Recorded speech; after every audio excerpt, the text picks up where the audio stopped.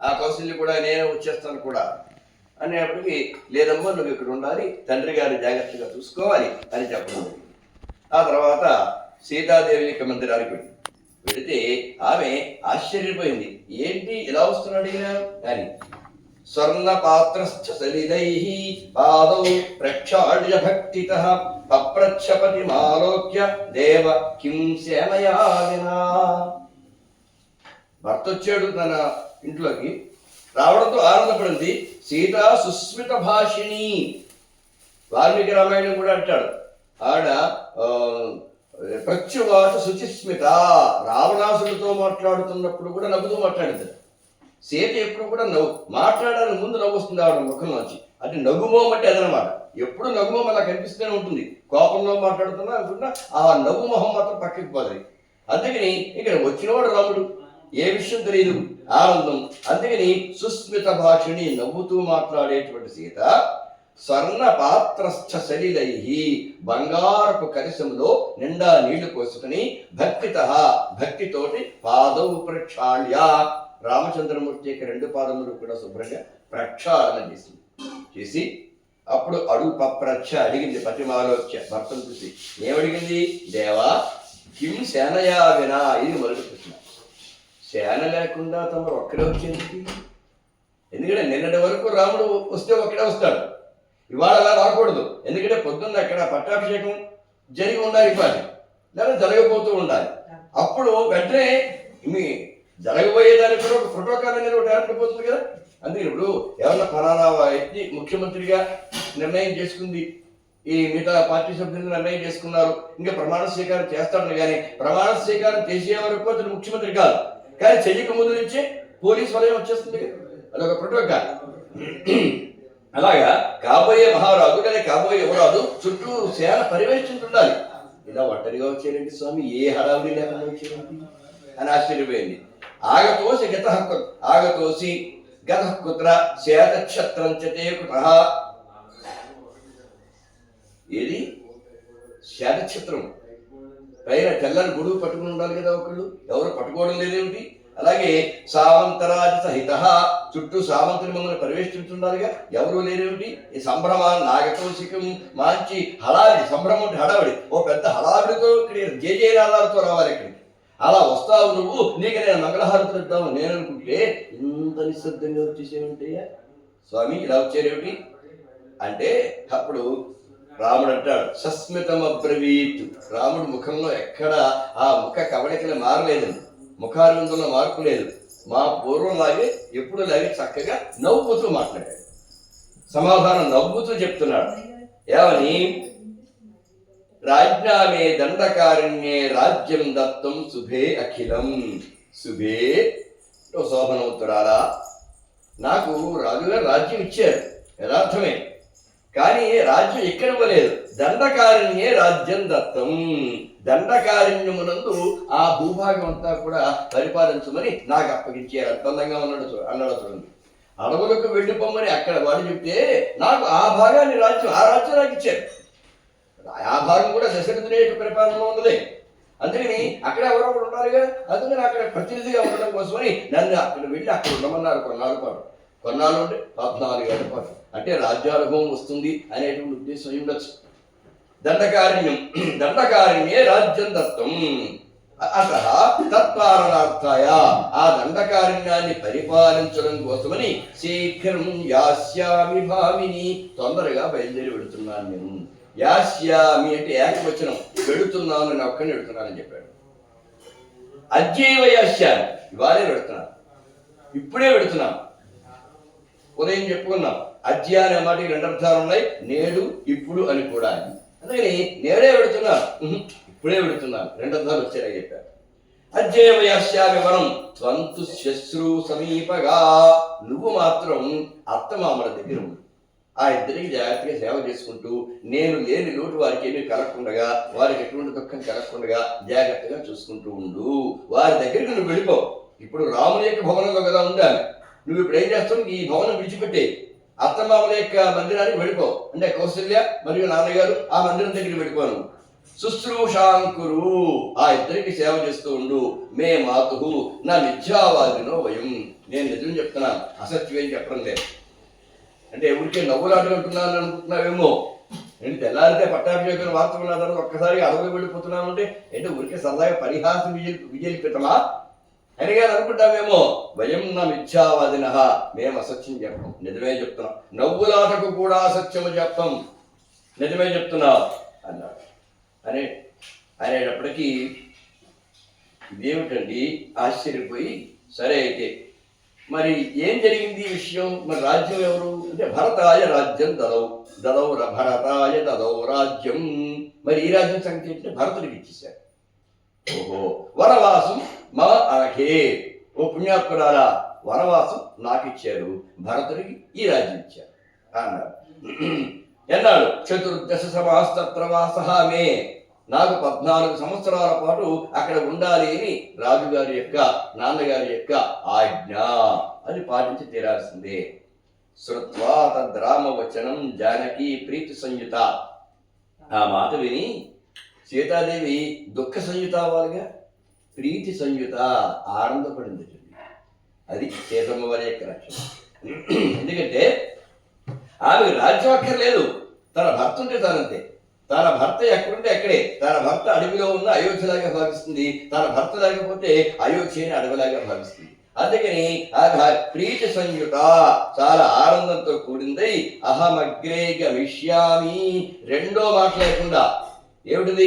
తెల్లవారితే పట్టాభిషేకం ఉన్నారు కదా, మీరు రాజు అయితేనే మహారాణి అవుతాను అనుకున్నాను, మీరు యువరాజు అయితే నేను యువరాణి అవుతాను అనుకున్నాను, ఎంతో ఆనందపడ్డాను, అది ఇది ఈ మాటలేమీ లేకుండా దానికి ఉన్నది సంతోషం. అయితే మీకు ముందు నేను నడుస్తాను, మీకంటే ముందు నేను నడుస్తాను, నా వెనకాల మీరుంటారు.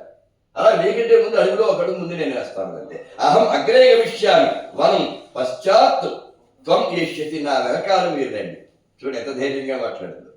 నేనే ముందుంటాను, నా వెనకాల మీరు రండి. ఇది ఆహా మాం విరాగంతం తమ రాఘవ నోచితం, నేను లేకుండా అడవికి వెళ్ళడం మాత్రం మీకు తగిన పని కాదు. మీరొక్కరు వెళ్ళడం ఏమిటి? యాస్యామి అంటారు ఏమిటి? యాస్యావహ, మరి ఇద్దరం వెళతాం, ఇద్దరు వెళ్ళాల్సిందే అని చెప్పాలి మీరు. ఇదేంటో నేను వెడుతున్నది ఏమైనా విహారయాత్ర అనుకుంటున్నావా?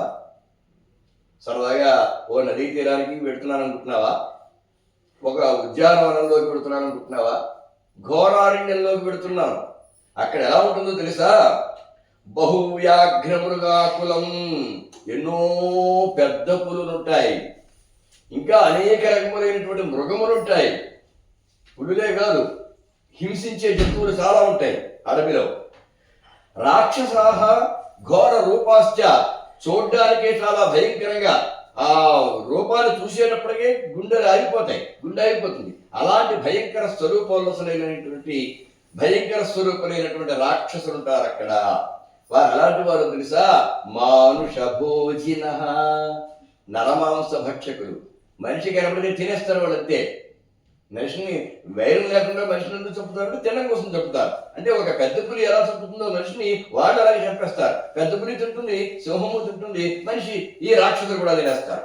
మానుష్య భోజన సింహ వ్యాఘ్ర వరాహాశ్చ సంచరంతి సమంతతః, సింహాలుంటాయి, వ్యాఘ్రములుంటాయి అంటే మరి పులులు, వరాహాశ్చ అడవి పందులుంటాయి, సమంతతః సంచరంతి చుట్టూ సంచరిస్తూ ఉంటాయి. సరదా అనుకుంటున్నావా అడవికి వెళ్ళడం అంటే? కనుక కటు అమ్మల ఫలమూల అని భోజనార్థం సుమధ్యమే, సన్ననైన నడుము గలదానా. ఇక్కడ సంబోధన. ఇక్కడ నడుము కూడా ఎందుకు అంటే చాలా సుకుమారవతి, నువ్వు చాలా సుకుమారురాలివి, 7 మంది ఎత్తుదానివి, గుప్పుడు నడుము కూడా లేనిదానివి. అక్కడ భయంకరమైన మృగాలు అవి వస్తే వాటి నుంచి చూసి అదిలిపై నువ్వు ప్రాణం వదిలేస్తావు. అది కాక తిండి కూడా ఎలాంటి తిరుగుతుందో తెలుసా? ఇక్కడేమో చక్కగా వెన్నముద్దలు తింటాం, అక్కడ ఏం తినాలో తెలుసా? కటు అమ్మల ఫలమూల అని, చేదుగా ఉండే పళ్ళు, చేదుగా ఉండే దుంపలు, పుల్లగా ఉండే పళ్ళు, పుల్లగా ఉండే దుంపలు, ఇలాంటివన్నీ అక్కడ భోజనార్థం, అవే భోజనంగా తినాలి. ఒడ్డుకుని తినడం ఏం కుదరదు అక్కడ. ఏ పండు దొరికితే ఆ పండు తినాలి. ప్రతి దొరికిన పండుగల్లో రుచిగా ఉండదుగా. పైగా చెట్టులో ఉన్నది ఎప్పటికో ముగ్గి పక్వాలు వస్తే అప్పుడు రుచిగా ఉంటాయి. కొన్ని పళ్ళు మాత్రమే, అన్నీ ఉండవు. కానీ ఆకలి వేస్తున్నప్పుడు ఎక్కడ ఏమున్నాయో తెలియదు, ఏది దొరికితే ఏదే తినాలి. కాబట్టి అంటే తపోవనములు అవి అయితే అక్కడ ఋషులు ఉంటారు, కానీ ఎక్కడే ఉంటే వాళ్ళు తెలుస్తాయి. కానీ అడవిలో నడుచుకుంటూ పోయేవారికి ఏం తెలియదు కదా. ఏముంటే తినాలి, అంతేగాని అపూపాని వ్యంజనాని విద్యంతేన కదాచన. అపూపములంటే పిండి వంటలు, అక్కడ ఇక్కడ తిన్నట్టుగా పిండి వంటలు దొరకవు. వ్యంజనం అంటే కూరగాయలు, పచ్చళ్ళు, రకరకాల వంటకాలు. రకరకాల వంటకాలన్నీ అక్కడే దొరకవు. నువ్వు కోరుకున్న వంటకాలు అక్కడే దొరకవు తెలుసా. ఇక్కడలాగా అక్కడ తిండి తినడం కుదరదు. ఇక్కడ నచ్చినవన్నీ తినచ్చు, అక్కడ దొరికిందే తినాలి. చాలా తేడా ఉంటుంది. కనుక నువ్వెలా వస్తావు? కాలే కాలే ఫలం వాపి విద్యతే కుత్ర సుందరి. కాలే కాలే ఫలం అంటే సీజనల్ ఫ్రూట్స్ అనమాట. ఏ కాలంలో, ఏ ఋతువులో, ఏ పళ్ళు అది అక్కడ దొరకవు. ఎందుకంటే అవి ఉన్న చోట మనం ఉంటాం, మనం ఉన్న చోట అవి ఉండవు. కాబట్టి అవి కూడా ఏమి దొరకవు, ఏమి తినడానికి వీలు ఉండదు. మార్గో దృశ్యతే క్వాపి, అది మార్గం కనబడదు. ఒక రహదారి ఉంటే దాని మీద వెళ్ళడానికి ఉంటుంది. అడవిలో రహదారి ఉంటుంది, మనుషులు సంచరించే స్థలంలో బాట ఉంటుంది, బాట మీద వెళ్ళిపోవచ్చు. అక్కడ బాట ఉండదు. ఆ చెట్టును తప్పించుకుంటూ, మొక్కను తప్పించుకుంటూ, తీగను తప్పించుకుంటూ వెళ్ళాలి. రథాలు నడిచేటువంటి బాట కొంత దూరం ఉంటుంది. ఎప్పుడు కూడా వేటాడడం కోసం రాజులు పెడతారు కనుక తపోవనాలు ఉంటారు, కొంచెం దూరం వరకు ఉంటాయి. తర్వాత ఏమంటారు, బాగా డీప్ ఫారెస్ట్ వెళ్ళిపోతే ఇంకెక్కడే ఉండదు. నడవడం కూడా చాలా చాలా కష్టం. నైమిసారణ్యం 2 సార్లు వెళ్ళాను. వెళ్ళక ముందు నైమిసారణ్యం పెడుతున్నాం అదొక పెద్ద అరణ్యం, మనం అడవిలోకి పెడుతున్నాం అనే ఒక భావంతో వెళ్ళాం. మొత్తం ఆ అడవి లోపల చూస్తాం, అక్కడ అన్ని తపోవనాలు అవి ఇవి ఉంటాయి, ఇవన్నీ చూస్తాం మనం అనే దృష్టితో వెళ్ళాం. తీరా వెళ్ళిన తర్వాత అది ఊరేది. ఆ ఊళ్ళోనే ఇక్కడ వ్యాసుడు ఉన్నాడు, ఇక్కడ కూర్చుని ఈ పురాణాలు రాసాడు, ఇక్కడ స్వతమర్షికుడు, ఇక్కడ అమ్మవారి, ఇక్కడ చక్రతీర్థం వాడు మాత్రం ఆనందదాయకంగా ఉందనుకోండి. ఆ చక్రతీర్థం స్నానం చేసాం, అక్కడ ఆ గుడి ఉంది, ఇక్కడ ఈ గుడి ఉంది అన్నారు. ఆ గుళ్ళకి వెళ్ళాం, ఆటోలు తిరుగుతున్నాయి, చిన్న కారు తిరుగుతున్నాయి, వాటితో ఊరే అంతే. అంటే ఇప్పుడు అరణ్యంలో ఉన్న ఆ అనుభూతి కలగలేదు. అనుభూతి కలగాలంటే ఏం చేయాలి? ఇంకా లోపలికి వెళ్ళాలి. లోపలికి మనం వెళ్ళలేం. మనం వెళ్ళగలిగిన చోట ఊరికి ఉంటేనే వెళ్ళగలం. అది వెళ్ళిన చోట అనుభూతి ఉండదు. అనుభూతి కలిగేంత లోపలికి మనం వెళ్ళలేం. వెళితే తిరిగి వస్తాం, అది తెలియదు, ఎలా ఉంటుందో పరిస్థితి లేదు, బాట ఉండదు. కాబట్టి అంచేత ఇంకేంటి, నైమిసారణ్యం ఎక్కడ ఒకప్పుడు మహర్షులు ఉన్నారు, నడిచారు కనుక పవిత్రమైన భూమి అనే భావంతో అక్కడికి వెళ్ళాలి. కానీ అది ఏదో ఒక వినోదం కలుగుతుంది, ఆ ఘోరారణ్యం అనేటువంటి అనుభూతి కలుగుతుంది మాత్రం మనం అక్కడికి ఎప్పుడు కూడా వెళ్ళకూడదు. వెళితే అనుభూతి ఏమీ దక్కదు కదా. ఇక్కడ కూడా అంతే, ఇక్కడ బాటలే ఉండవు, మార్గాలేమి ఉండవు. అలాంటి చోటు నువ్వు నడవలేవు అని అంటే ఈవిడ అంటుంది, త్వత్సమీపస్థే స్థితాం రామ కోవామాం దర్శయేత్ అనే. నువ్వు నా పక్కన ఉంటావుగా, నీ పక్కన నేనుంటే మృగాలు నన్ను ఎలా బాధపెడతాయి, నీ పక్కన నేనుంటే రాక్షసులు నన్ను ఎలా బాధపెడతారు. నువ్వు వీరుడివే కదా, నీ పక్కన ఉన్న వాళ్ళకి బాధ పెరిగితే నువ్వేం చేస్తావు కనుక ఈ మాట కనిపెట్టు. ఇంకా ఫలమూలాధికములు అంటావా? ఏదైనా నువ్వు తిన్న తర్వాతనే తింటాను కదా, నువ్వు తింటావుగా, నువ్వు తిన్నది ఏదైనా నాకు అమృతంతో సమానం. కాబట్టి అది పుల్లగా ఉందా, చేదుగా ఉందా, ఈ సంగతితో నాకేం నిమిత్తం లేదు, ఇబ్బంది లేదు. యజ్జత్తవ భుక్తావశేషితం తదేవ అమృత తుల్యం, కనుక నేను హాయిగా వస్తాను. అది కాక ఈ విభీషణుడు భయపెట్టే మాటలు నాకేం చెప్పదు, నువ్వు ఎలా పడుకోవాలని కూడా వస్తాను. ఓ సంగతి తెలుసా, చిన్నప్పుడు ఒక జ్యోతిష్కుడు నాకు చెప్పాడు, అమ్మా నువ్వు నీ భర్తతో కలిసి కొంతకాలం పాటు వనంలో ఉంటావు అని చెప్పాడు, అడవిలో ఉంటావు అన్నాడు. అప్పుడు పెద్దగా పట్టించుకోలేదు. ఇప్పుడు అది నిజం అవుతుంది అనమాట. అంటే అప్పుడు ఏదో విహారార్థంలో వనానికి పెడతామో, కాస్త ఎక్కువ రోజులు ఉంటామేమో అనుకున్నాం, కానీ మరీ ఎక్కువ సంవత్సరాలు ఉండడం అంటే జ్యోతిష్యస్తున్న మాట. ఇప్పుడు ఆ జ్యోతిష్కుని మాట నిజం అవ్వాలా వద్దా? జ్యోతిష్శాస్త్రం చెప్పింది అంటే ఆ మాట నిజం అవ్వాలి. అవ్వకపోతే శాస్త్రం అబద్ధం అవుతుంది. నాకు నేను శాస్త్రాన్ని ఎట్లా అబద్ధం చేస్తాను? దాన్ని నిజం చెయ్యడం కోసమనైనా నేను నీతో రావాల్సిందే కదా. అంచేత జ్యోతిష్శాస్త్ర విశారద బాల్యే మాం వీక్ష్య కశ్చిత్ వై జ్యోతిష్శాస్త్ర విశారద ఏమన్నాడు? ప్రాహతే విపినేవాసః పత్యాసః భవిష్యతి. పత్యాసః నీ భక్తతో పాటుగా విపినే వాసః అరణ్య నివాసం అనేది భవిష్యతి ఏర్పడుతుందని చెప్పాడు. అది ఇప్పుడు నిజమవుతుంది. నేను వచ్చేస్తున్నాను అంతే. ఏమంటావు? ఇంకేమంటాడు? ఇంత గట్టిగా మాట్లాడక ఇంకా నయం, ఇంట్లో త్వరగా అన్నాడు అంది సీత. వాల్మీకి రామాయణంలో అయితే ఈ సంగతి నువ్వు అన్న మాటలు అంటే మృగములుంటాయి, ఇంకా అన్నాడు కంటకములుంటాయి, అంటే ముళ్ళుంటాయి, రాళ్ళుంటాయి, మృగాలుంటాయి, రాక్షసులు ఉంటారు, నువ్వు రాలేవు అని చెప్తే ఇదే మాటలు నువ్వు అన్నది అన్నట్లుగా నా భర్తకు కనుక నేను చెబితే వెంటనే ఆయన ఏమనుకుంటాడో తెలుసా, అయ్యో మగ వేషం వేసుకున్న ఆడపల్లికి ఇచ్చిన కూతురుని పెళ్లి చేశాను, నా కూతురు నుంచి పెళ్లి చేశాను అని అనుకుంటాడు. ఎందుకంటే ఒక వీరుడికి ఇచ్చి పెళ్లి చేశాను అనుకుంటున్నాడు. ఒక వీరుడు మాట్లాడే మాటలు కావు, ఒక పురుష లక్షణం ఉన్నటువంటి పౌరుషం ఉన్నవాడు మాట్లాడే మాటలు కావు. కనుక ఏంటిది, మగ ముసుగులో ఉన్న ఆడపల్లికి వివాహం చేశాను అనుకుంటాడు. అంత పెద్ద మాట ఉంది అతనికి. అంటే నువ్వు మగాడు కదా ఎలాగైనా మాట్లాడడం అన్న పెద్ద మాట కొంచెం పారిషుడిగా అన్నది. ఇంకా ఆ మాటకి ఇంకేమనాలో తెలియక సరే అయితే కూడా అన్నాడు, నీ అదృష్టం అన్నాడు. సరే ఇక్కడ అధ్యాత్రవాడు అదే, ఎలాగో సీత రావాల్సిందే, దండకావనం వెళ్ళిపోతున్నా ముందే అన్నాడు కదా, సీరతో కలిసే ఉండాలిగా, రావణాసుడు రావాలిగా, ఎదుట రాముడు తెలిసే జరుగుతుందిగా. కానీ నేను అడవులు కొడుతున్నా, నువ్వు కూడా రా అని పిలిచే అధికారం రాముడికి లేదు. ఆ కష్టం తాను ఆహ్వానించాలి కదా, తన భార్య కూడా పంచి పెడతాను అనకూడదు అక్కడ. కాబట్టి నేను వెడుతున్నాను అని అన్నాడు. సీత తరంతగా తారే రావాలి. తర్వాత ఏ కష్టములు వచ్చినా ఇబ్బందులు వచ్చినా, అదిగో అనవసరంగా నన్ను తీసుకొచ్చావు ఇక్కడికి, నేనేదో మా ఇంటికి పుట్టింటికి పోయి ఇక్కడ సుఖంగా కాలక్షేపం చేస్తుంది కదా, నన్ను అడవుల పాలు చేసేసావు అని రేపు నిష్ఠూరం వేయడానికి వీల్లేదు. నేను రావద్దంటే నువ్వేగా వచ్చావు, కాబట్టి ఈ కష్టాలు నష్టాలు అనుభవించాల్సిందే అని రాముడు పై మాట తీసుకోవడానికి అవకాశం కూడా ఉంటుంది. అందుకని తెలిసి కూడా ఏం మాట అన్నాడు, ఆవిడ నేను కూడా వస్తాను అని. సరే, లక్ష్మణోపి సుమిత్రాడు కౌశల్యాయే సమర్పేది. అయితే ఒక పని చేయి, నీకు దగ్గర ఉన్నటువంటి నీవు వేసుకున్న నగలు ఏవైతే అప్పటికే నగలు వేసుకుందాం. ఎందుకని యువరాజు భార్య కాబోతుంది కదా, కాసుడు పెద్ద పండుగ వాతావరణం కదా, అలంకరించుకు సిద్ధంగా ఉంది. పట్టు చీర కట్టుకుని ఒళ్ళంతా నగలు దిగేస్తుంది. అది కాక ఇంకా బోళ్ళంత బంగారం ఇంట్లో ఉంది.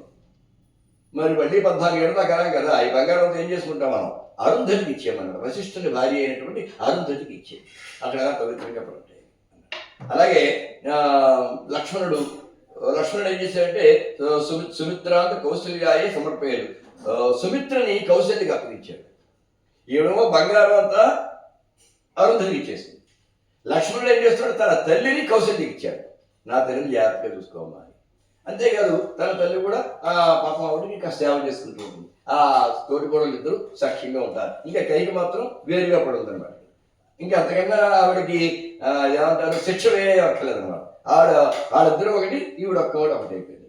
సరే, ఈ రకంగా రామ సీత లక్ష్మణశ్చ జగ్ముహు సర్వే నృపాలయం. వీళ్ళందరూ కలిసి మళ్ళీ ఒకసారి దశరథుని యొక్క గృహానికి వెళ్ళారు. వెళ్ళిన తర్వాత అక్కడ దశరథుని యొక్క ఆజ్ఞ కోసమని సిద్ధపడ్డారు.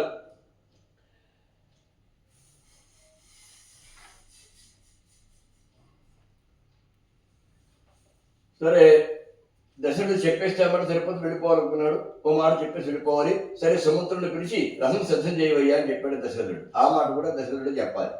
సుమంత్రుడు రథాన్ని తీసుకుని వచ్చాడు. సరే, రథం ఈలోగా కౌశల్య ఏం చేసిందంటే నార బట్టలు పట్టుకొచ్చింది.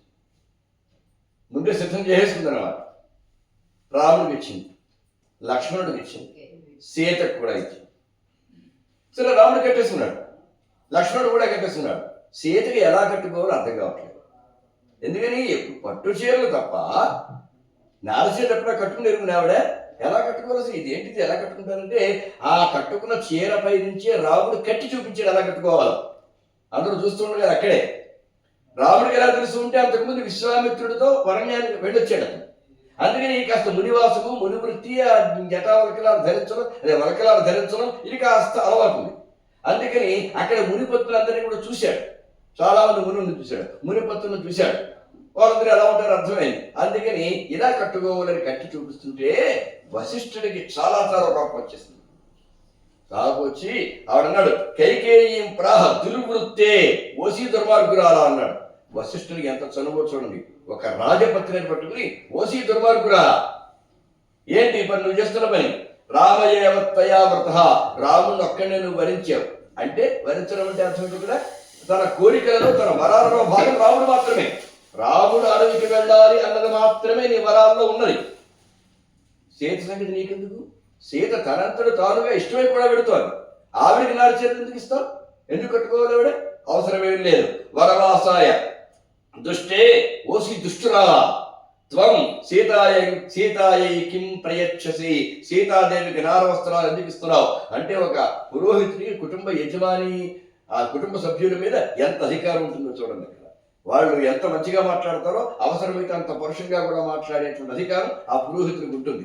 అందులో రాజు పురోహితుడికి తప్పనిసరిగా ఉంటుంది. ఏది రామం సమన్వేతి సీత భక్త్యా పతివ్రత, పతివ్రత కాబట్టి సీతాదేవి స్వచ్ఛందంగా రాముడు కూడా కనుక వెళ్ళాలనుకున్నట్లయితే దివ్యాంబరధరా నిత్యం, రోజు మంచి పట్టు వస్త్రాలతోటి ఉంటుంది. ఈ నారబట్టలు కట్టుకోవాల్సిన పని లేదు. సర్వాభరణ భూషిత, ఒళ్ళంతా ఆభరణాలు దిగేసుకుని మరి ఉంటుంది. ఆవిడకి ఏ నియమాలు వర్తించవు. రమయతు అనిసన్ రామం వర దుఃఖ నివారిణి, రాముడికి అరణ్యవాసం చేస్తున్నాము అన్న బాధ లేకుండా చెయ్యడానికి సీత కూడా పెడుతోంది. సీత ప్రక్కన ఉండడం చేత రామునికి అరణ్యవాస క్లేశం ఉండదు, చాలా ఆనందంగా జీవిస్తాడు. కాబట్టి అలా పెడుతోంది. ఏ విధంగానూ సీతకు నువ్వు పెట్టే నియమాలు వర్తించవు అంది. అప్పుడు దశరథుడు సుమంత్రం రథవారయ, రథాలు తీసుకురావయ్యా అని సుమంత్రుని ఆజ్ఞాపించాడు.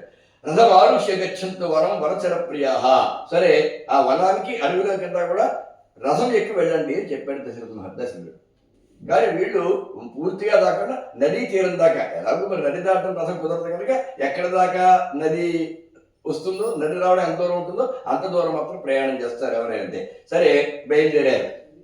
రాముడు ఎక్కాడు, సీతాదేవిని పైకి ఎక్కించాడు, లక్ష్మణుడు ఎక్కాడు, సుమంత్రుడు రథం తోడుతున్నాడు. తిష్ట తిష్టేతి, తిష్ట తిష్ట సుమంత్ర ఇది రాజా దశరథ అబ్రవీత్.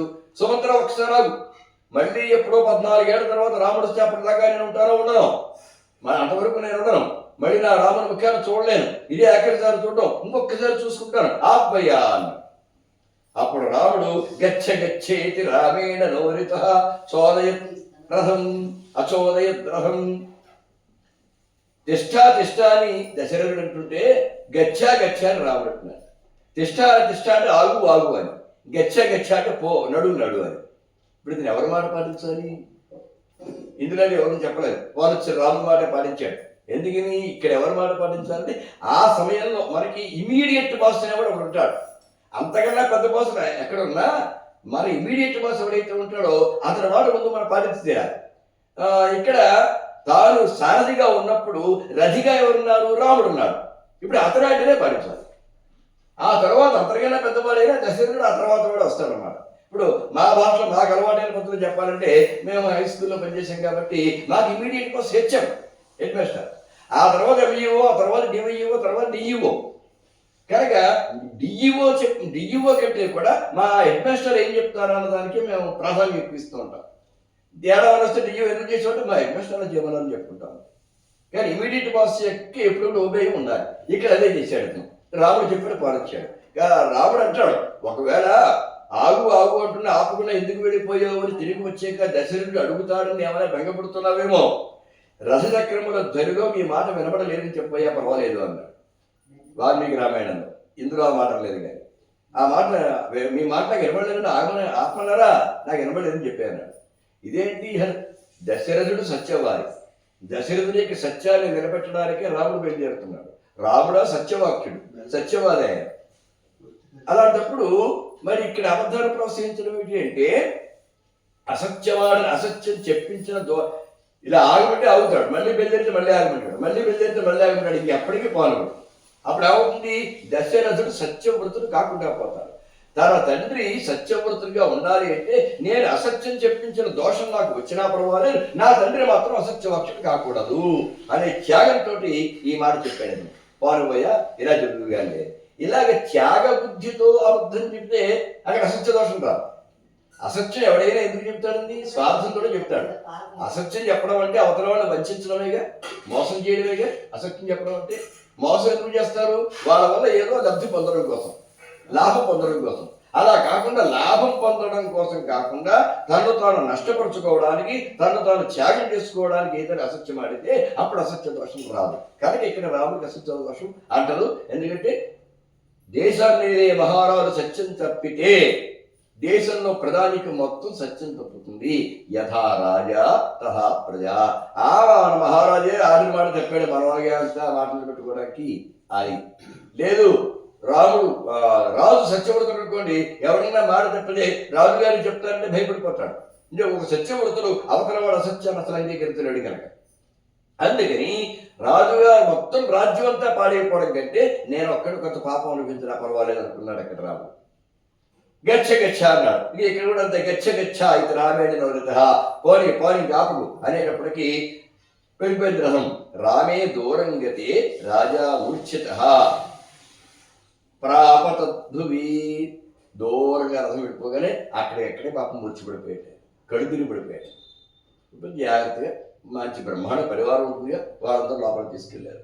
పౌరాస్తు బాలవృద్ధాశ్చ వృద్ధాః బ్రాహ్మణ సత్తమాః తిష్ట తిష్టేతి రామి తిష్ట తిష్ట ఇది రామ ఇది క్రోశంతః రథం అన్వయుః. ఇంకా ఆ ఊళ్ళో ఉన్న అయోధ్య నగరంలో ఉన్నటువంటి పౌరులు గాని, బాలురు గాని, వృద్ధులు గాని, ఇంక బ్రాహ్మణ సత్తములు గాని వీళ్ళందరూ కూడా ఆగు ఆగు రామ ఎక్కడ వెళ్ళిపోతున్నావేంటి, ఆగు ఆగు అని అంటూ రామ రామ అని అంటూ కూడా వెళ్ళిపోయారు. రథాలు గాని పరిగెత్తుకుని వెళ్ళిపోయారు. రాముడిని విడిచిపెట్టి ఉండలేక అందరూ కూడా అనుసరించారు. అప్పుడు రాజా రుజుత్వ కూడా వెళ్ళిపోయారు, పౌరులందరూ కూడా వెళ్ళిపోయారు. రాజు మాత్రం బాధపడుతూ మాం నయంతు గృహం ప్రతి కౌసల్యాయాః రామమాతుః ఇత్యాహ పరిచారిక. నన్ను కాస్త మురిచిపోయాడు కదా, లేవనెత్తారు కదా, మెరుగు వచ్చింది, నన్ను కాస్త కౌశల్య మందిరాన్ని తీసుకెళ్తారా అని అడిగాడు.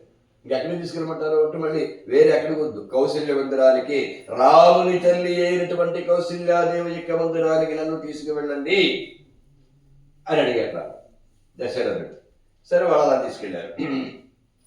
రామస్తు తమసా తీరం గత్వా. ముందుగా రాముడికి తగినటువంటి నది తమసా నది. తమసా నది తీరానికి వెళ్ళాడు. సరిగ్గా ఇది చూడండి, వాల్మీకి రామాయణంలో వాల్మీకి తమసా నదికి వెళ్ళి స్నానం చేసినప్పుడే అక్కడే ఆలోచనలు వస్తూ ఉంటాయి. ఆ తమసా నదిని చూసి అబ్బా మంచి మనిషి యొక్క మనస్సులాగా ఉంది సరస్సు అంటాడు. మంచి మనిషి యొక్క మనసుతో పోలిక సరస్సుకి, అంటే నిర్మలంగా ఉంది అని చెప్పడానికి ఒక మంచి మనిషి యొక్క మనస్సులాగా ఎంత నిర్మలంగా ఉందయ్యా అని అంటాడు. సరే ఆ తమసా నది, ఇప్పుడు ఆ తమసా నది దగ్గరికి వెళ్ళాడు. వెళ్ళిన తర్వాత కూడా వీళ్ళు పౌరులందరూ వెళ్ళిపోతున్నారు. ఆ నది ఒడ్డున పడుకున్నారు. ఆ రాత్రి కాస్త విశ్రమించాలి, అందరూ విశ్రమించారు. ఇప్పుడు తెల్లారు లేస్తే వీళ్ళందరూ కూడా వచ్చేస్తున్నారు, ఏం చేయాలో అర్థం కావట్లేదు. అందుకని వాళ్ళందరూ పడుకుని ఉండగా రాత్రికి రాత్రి ఈ ముగ్గురు సుమంత్రుడు రథంతో కలిసి నెమ్మదిగా ఇంకో మార్గం పట్టేశారు. మళ్ళీ ఇంకో మార్గం పట్టినప్పుడు ఆ రథ చక్రముల యొక్క జాడ ఉంటుందిగా, ఆ జాడ బట్టి వీళ్ళు వచ్చేస్తారని ఆ రథాన్ని అయోధ్య వైపు ఏ దారిలో వచ్చారో అదే దారిని వెనక్కి పంపించారు. చాలా దూరం, కొన్ని మైళ్ళ దూరం వెళ్ళిపోయిన తర్వాత అక్కడి నుంచి తెలియకుండా వేరే ఆ పక్కకి ఈ పక్కకి పోరొచ్చేసి ఇంకా గుర్తులు కూడా పడినటువంటి చోటు చూసి అక్కడికి దారి తప్పించేశారు. తెల్లారి లేచారు వీళ్ళందరూ. చూస్తే రాముడు లేడు, రథం లేదు, ఎలా వెళ్ళిపోయాడు అని చూస్తే రథం యొక్క జాడలు అయోధ్యకి వేస్తున్నాయి. ఓహో, అయితే ఏదో మనసు మారిపోయినట్టుంది, మన రాముడు మళ్ళీ మన అయోధ్యకు వచ్చేసాడు, మనం వెళ్ళిపోదాం రండి, మనం నిద్రపోతుంటే లేపలేదేమో, మనం వెళదాం రండి అని వాళ్ళతో అయోధ్యకి వెళ్ళిపోయారు. అయోధ్య దగ్గర రాముడు లేదు. అరే రాముడు మనల్ని మభ్య పెట్టేశాడు, మన దగ్గర ఉండకూడదని మనల్ని విడిచిపెట్టి విడిపోయారే అని బాధపడ్డారు. సరే అక్కడి నుంచి మళ్ళీ తర్వాత వాళ్ళు వేరే దారి పెడుతూ గంగా తీరం సమాగచ్చతు శృంగవేర అవిదూరత శృంగిబేరపురం అని చెప్పేసింది. అది గంగా తీరానికి దగ్గరలో ఉన్నది, గంగా నది ఉన్న చోట ఉంది. అక్కడికి వెళ్ళాడు. గంగాం దృష్ట్వా, గంగను చూసి నమస్కృత్య నమస్కారం పెట్టి స్నానం చేసి సానందమానస, అందరూ కూడా ఆనందకరమైన మనస్సులు. అది గంగలో స్నానం చేస్తే ఆనందమే వేరండి, అందులో అనుమానం ఏంటి. ఆ నిర్మలం, అదే నిర్మలం కూడా అన్ని చోట్ల కాదేమోనండి, కొన్ని చోట్లే. అంటే నాకు కలిగిన అనుభవం అయితే హరిద్వార్లో స్నానం చేస్తే నిజంగా గంగా స్నానం చేసిన అనుభూతి కలుగుతుంది. కానీ అన్యదా భావించకండి, కాశీలో చేస్తున్నట్లు అట్లా కలగటం లేదు. ఎందుకు అలా అయిపోయింది అంతా కూడా. అంటే కొన్ని సందర్భాల్లో నాకు మనసారి కాశీ వెళ్ళినప్పుడు బ్రహ్మాండమైన వరద, దాన్ని ఎడమలోకి నీరు ప్రవహిస్తాను. అంతకుముందు కాశీ కూడా హాయిగా నేను అక్కడ 9 రోజులు ఉన్నా, 9 రోజులు కూడా స్నానం, మొత్తం 3 సార్లు వెళ్ళాను. మొదటిసారి 9 రోజులు స్నానం చేశాను, మళ్ళీ రెండోసారి వెళ్ళాను, బాగా చేశాను. మూడోసారి వెళ్ళినప్పుడు వరదలు వచ్చాయి. మరి కాశీ వెళ్తే గంగా స్నానం చేయకుండా ఎలా ఉంటాం, అందుకని ఆ నీళ్ళలో స్నానం చేసాం. మరి ఏదో ఆచరణలు చేయాలి కదా, మరి ఆ నీళ్లు తాగాలి కదా, నీళ్లు తాగాం. ఇంకా చూడండి అక్క పంకాల కింద రొంపలు దుమ్ములన్నీ ఎన్ని రావాలని వచ్చేసి. అప్పుడు నాకు ఏమనిపించిందంటే, అయ్యో శంకరాచార్యులు చెప్పిన శ్లోకాన్ని మనం వేరే అర్థం తీసుకున్నాం, ఇదేమో అర్థం అనుకున్నాను. ఏంటది, భగవద్గీత కించిదధీత గంగాజలలవ కడికా పీత అన్నాడు కదా ఆయన. అంటే గంగా జలం ఒక్క కడిక ఒక్క బిందువు తాగినా సరే మనకి ఇంక అసలు ఎవరో కాడికి వెళ్ళాల్సిన పనే ఉండదు అన్నాడు. అది దానికి అర్థం అదే. నేనేం చెప్పాను అర్థం, గంగాజలం కడిగి లవం మాత్రమే తాగి ఎక్కువ తాగకూడదు చెప్పాడైనా, మనం ఎక్కువ తాగేసాం అంచేది ఈ రొప్పలు వచ్చి నేను అనుకున్నాను. అదే గంగా జలాన్ని అదే పనిగా తాగినా కుదరదు, అది నిర్మలంగా ఉందో లేదు కూడా చూసుకోవాలన్నమాట. సరే వీడిగా ఇవాళ పరిస్థితి జనాభా పెరిగింది. ఒకనాడైతే మరి గంగా అనేది దాని పవిత్రత లేదు, ఆ స్వచ్ఛత ఎప్పుడు కూడా కొన్ని ప్రదేశాల్లో చాలా బాగుంటుంది, కొన్ని ప్రదేశాలు మరి ఒత్తిడి జనం సమర్థం ఉన్నప్పుడు ఆ నీళ్ళు తేడాగా ఉంటాయి. తర్వాత వరదలు వచ్చినప్పుడు ఎంత కాదన్నా ఆ నీళ్లు తేడాగా ఉంటాయి, మామూలు సమయంలో తాగాలి. సరే ఇక్కడ వీళ్ళు గంగా తీరానికి వెళ్ళారు. స్నాత్వా సానంద మానస, స్నానం చేసి మంచి ఆనందాన్ని పొందారు. శింసుపా వృక్షమూలే స నిషసాద రఘుత్తమ, అక్కడ ఒక శింసుపా వృక్షం కనబడిందట, దాని కింద కూర్చున్నట్టు వీళ్ళందరూ కూర్చున్నారు. చూడండి ఆ ఘటన ఎలా ఉందో. తర్వాత మళ్ళీ అశోకవనంలో సీత శింసుపా వృక్షం కిందే కూర్చుంది, ఇప్పుడే అక్కడే కూర్చున్నారు చూడండి. ఇది ఇందులోనే ఉందన్నమాట, మనకి వాల్మీకి ఇదేమాట. శింసుపా వృక్షం కిందే కూర్చోవడం ఎందుకు అనిపించిందో అంటే ఆకర్షణ, ఆ వృక్ష చేత ఆకర్షణ జరగబోయేదానికి ఇక్కడ ఒక సూచన అనమాట. కూర్చున్నాడు. తత గుహ జనై సత్వ రామ ఆగమ మహోత్సవం, రాముడు వచ్చాడు అన్న సంగతి గుహుడికి జనాల ద్వారా తెలిసింది. నేను అనుకున్నాను కదా మనకి వాల్మీకి రామాయణంలో ఈ అరణ్యాన్ని వెళ్ళినప్పుడే వస్తాడు. నిజంగా ఇందులో కూడా అలాగే ఉంది. అక్కడ ఎవరో ఒక నావికుడనే ఉంది, నావిక వాచ అని గుహుడు యొక్క ప్రస్తావన ఎక్కడిస్తుంది.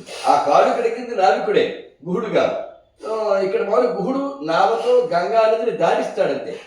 కాదు సినిమాల్లో వాటిలో మాత్రం గుహుడే దాటినట్టుగా గుహుడే కాలు గడింపుగా చూపించాడు, కానీ కాదు ఇక్కడ కేవలం వేరే ఒక నావికుడు. అంటే చాలా మందికి ఈ వార్త వెళ్ళిపోయింది అనమాట.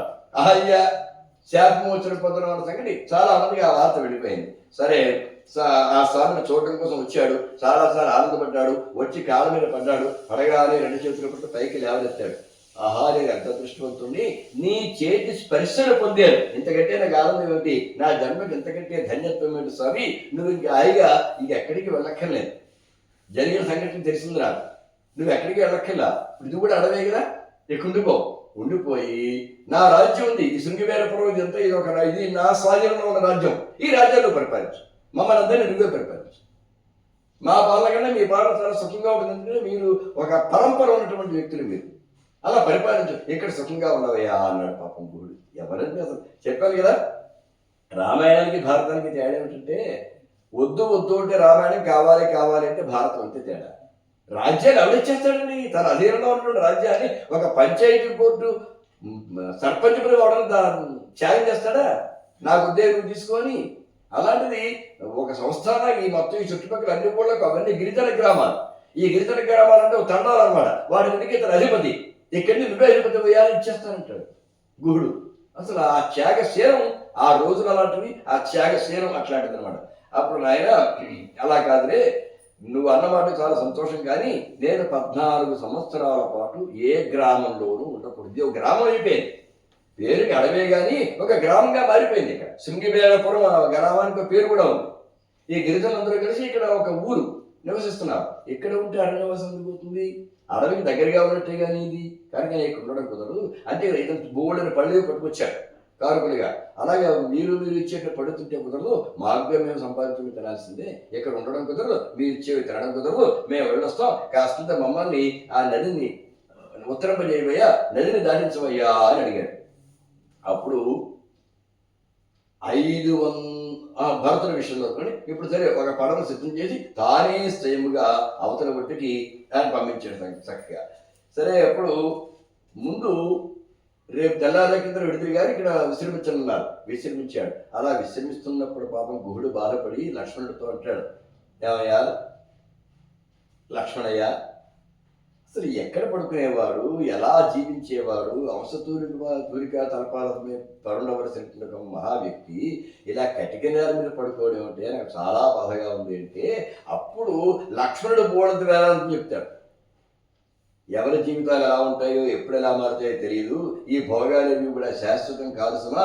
అందరూ కూడా కర్మ పాశముల చేత కట్టుబడతారు. అన్నీ నేనే చేస్తున్నాను అనుకుంటారు. కర్తృత్వాన్ని ఆపాదించుకుంటారు. దేహాత్మ భ్రాంతిని పొందుతారు. కానీ ఇవేవి కూడా నిజం కాదు సుమా. ప్రారంధానుసారంగా సుఖ దుఃఖాలలో ఏది ప్రాప్తిస్తే దానికి అనుభవించడానికి ప్రసన్న చిత్తుడి మానవుడు ఎప్పుడు కూడా ఉండాలి. అంతేగాని ఈ భోగాలు రావడంలో పోవడంలో ఎటువంటి అపేక్ష కూడా ఉండకూడదు సుమా అని లక్ష్మణుడు చెప్పాడు. అంతకుముందు వీడందరినీ చంపేస్తాను, పొడి చేస్తాను, కొట్టేస్తాను, నరికేస్తాను వాడే కదా. ఇప్పుడు ఇక్కడ వచ్చేబట్టే ఇంకా రాముడితో కొంత ఎప్పుడైనా అందుకే కోపం వస్తే 10 అంకెలు లెక్క పెట్టుకోమన్నారు కదా. ఎప్పుడైనా మనిషికి కోపం ఆ క్షణంలో వస్తుంది. కొంత సమయం నడిస్తే ఏమంటారు, టైమ్ ఈజ్ గ్రేట్ హీలర్ అని, కాలం ఎటువంటి గాయాన్నైనా మాన్పించేస్తుంది, ఎంత కోపాన్ని అడిచేస్తుంది అంతే. అందుకని కొంత సమయం ఇచ్చుకోవాలి. ఇక్కడ దాకా వచ్చేటప్పుడు కోపం దిగిపోయి రాముడు చెప్పినటువంటి వేదాంతం ఇతరులకు కూడా వంట పెట్టేస్తుంది. ఇప్పుడు ఇతరు బట్టి గుహుడికి చెప్తున్నాడు వేదాంతం. ఇప్పుడు కోపం తనదాకా వస్తే ఒకలా ఉంటుంది, అవతల వాళ్ళకి కోపమో బాధ వస్తే మళ్ళీ అప్పుడు మనలోంచి నీతులు పుట్టుకొచ్చేస్తాయి, వేదాంత బోధ పుట్టుకొచ్చేస్తుంది. మన దాకా ఉంటే వ్యవహారం ఇంకో రకంగా ఉంటుంది. అలాగా దీన్ని ఎవరు కూడా ప్రారంభ కర్మని ఎవ్వరూ కూడా తప్పించలేరయ్యా అని గుహుడు బాధపడుతుంటే లక్ష్మణుడు ఓదార్చాడు. ఇది విపరీతంగా లేదా అంటే లక్ష్మణుడిని గుహుడు ఓదార్చాలి. కానీ ఇక్కడ దానికి వ్యతిరేకంగా, విపరీతం అంటే మనం విపరీతం అనే మాటకి అర్థం మారిపోయింది. విపరీతంగా అంటే విపరీతంగా ఎండలు కాస్తున్నాయండి, విపరీతంగా చెల్లిస్తుందండి, అంటే విపరీతంగా వానలు పడుతున్నాయండి, ఎక్కువ అనే అర్థంలో మాట్లాడుతున్నాం. విపరీతము అనే మాటకు తారుమారు అని అర్థం. తారుమారు రివర్స్లో జరగడం అన్నమాట. అంటే విపరీతంగా వానలు కురుస్తున్నాయంటే వర్షాకాలం కానప్పుడు వర్షాలు కురిస్తేనే, ఎండాకాలం వర్షాలు కురిచేయనుకోండి అది విపరీతం, తారుమారు అవడం అని. అందుకని ఇక్కడ ఈ విపరీత బుద్ధి వినాశకాలే విపరీత బుద్ధి అనే మాట కూడా ఉంది. అంటే మనకి యోగం బాగుండకపోతే విపరీత బుద్ధి వస్తుంది. అంటే ఏంటి, కుడి చేతులు చేయాల్సింది ఎడం చేతులు, ఎడం చేతులు చేయాల్సింది కుడి చేతులు అన్నట్టుగా తారుమారుగా పెద్దవాళ్ళని గౌరవించాలి, చిన్నవాళ్ళని ఆజ్ఞాపించాలి, అది పోయి చిన్నవాళ్ళని గౌరవించడం, పెద్దవాళ్ళని బాధ పెట్టడం, ఇలాంటివి తారుమారు చేయకూడని పనులు చేస్తాం, చేయాల్సిన పనులు చేయకుండా ఉంటాం. అది విపరీత బుద్ధి అన్నమాట. కనుక వినాశకాలం వస్తే విపరీత బుద్ధి వస్తుంది ఆయన అని పెద్దలైన విపరీతం అన్న మాటకి తారుమారు అని. సరే, ఇంకా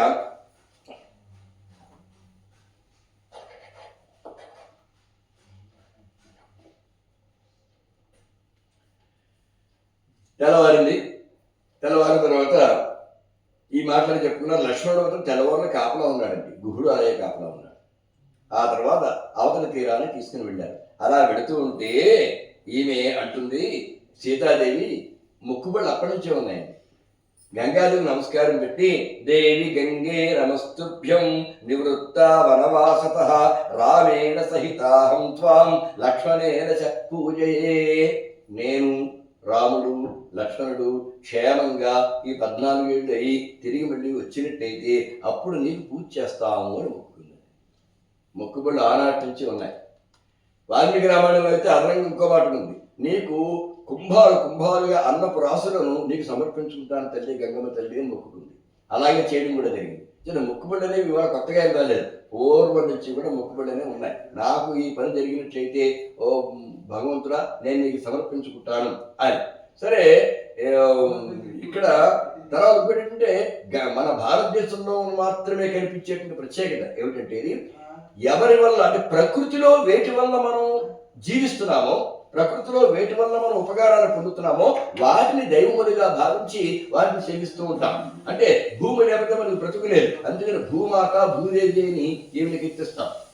నీరు లేకపోతే మరి బ్రతుకులేదు, అందుకని గంగామాత గోదావరి మాత అని ఒక తల్లిగా భావిస్తాం. అలాగే అగ్ని లేకపోతే మనకు బ్రతుకులేదు, అగ్నిదేవుడు అంటాం. వాయువు లేకపోతే మనకు బ్రతుకులేదు, వాయుదేవుడు అంటాం. ఆకాశం లేకపోతే మనకు అసలు అవకాశం అనేది లేదు, శబ్దం అనేది లేదు. నా మాట మీకు, మీ మాట నాకు వినపడే అవకాశం లేదు, అందుకని శబ్ద బ్రహ్మ అన్నారు, అక్కడ శబ్ద బ్రహ్మోపాసన అన్నారు. ఇలాగా చెట్టును భారతీయులు ఏంటంటే చెట్లను పూజిస్తారు, పుట్లను పూజిస్తారు, ఇవన్నీ మూఢ విశ్వాసాలు అంటారు. మూఢ విశ్వాసాలు కావు, కృతజ్ఞతా భావము. దేని వల్ల అయితే మన ఉపకారం, ఒక చెట్టు వల్ల మనం ఉపకారం పొందుతున్నామంటే ఆ చెట్టు మరి దేవుడు అంతే, దేవుడిగా భావించి పూజిస్తాం.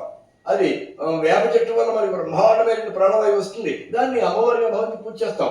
ఇది మన భారతీయుల యొక్క లక్షణం. అందుకని మనం గంగామాత అంటాం కానీ వాళ్ళెవరు థేమ్స్ మదర్ అని చెప్పి థేమ్స్ మదర్ వాళ్ళు అందరూ మనం ఉంటాం. మనకు ఉన్నటువంటి ధోరణది. అలాగే సీతాదేవి కూడా ఆనాటి నుంచి ఈ లక్షణం ఉంది. అమ్మా గంగా దేవి గంగే నమస్తుభ్యం నమస్కారం పెట్టింది. ఆ గంగకి పూజ చేసింది, మొక్కుకుంది, జాగ్రత్తగా మేము వచ్చేలాగా ఆశీర్వదించు తల్లి అని. అంటే గంగా నది అంటే కేవలం నీరుగా భావన కాదు, విష్ణుమూర్తి పాదాల్లోంచి పుట్టింది, ఈశ్వరుడికి శిరస్సు మీద ఉండి అది మనకి ఉద్ధరించడం కోసమని భూలోకానికి వచ్చింది. దానివల్ల మనం బతుకుతున్నాం కనుక పూజనీయురాలు గంగంటే అనేటువంటి భావన ఉంటుంది.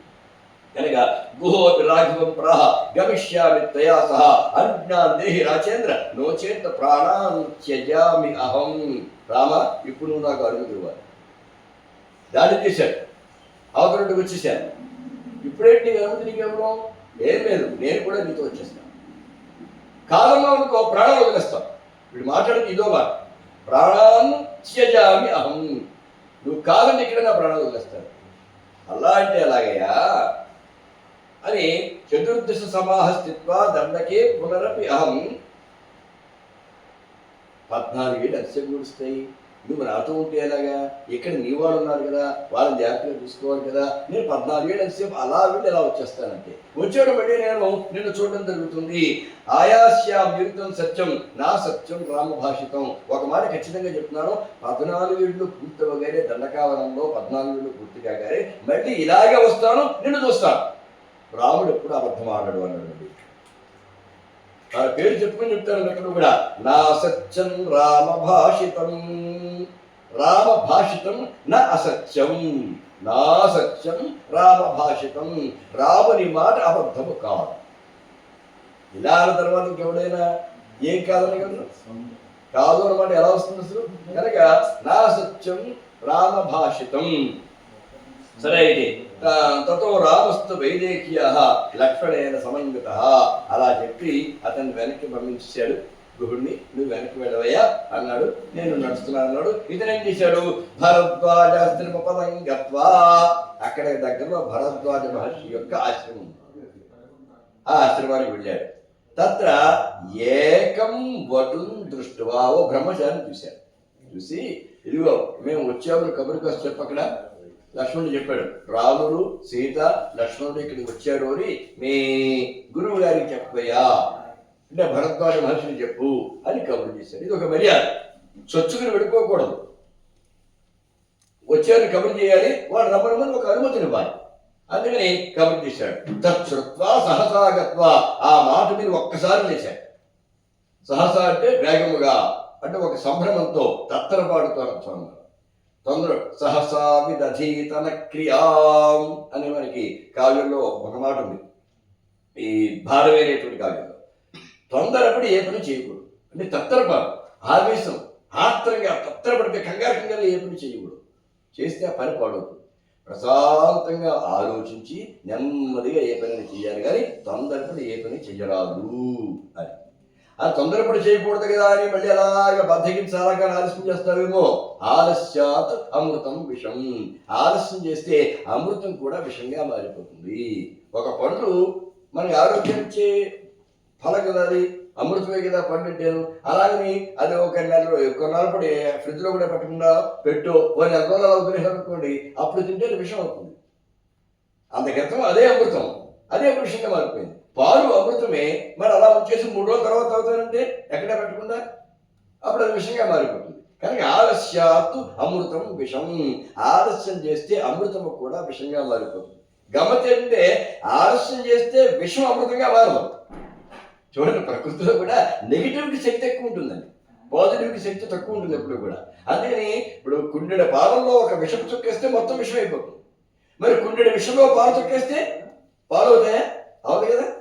అంటే విషానికి ఉన్న శక్తి అట్లాంటిది. అందుకని ఆలస్యం చేస్తే అమృతం విషం అవుతుంది, కానీ విషం అమృతం కాదు.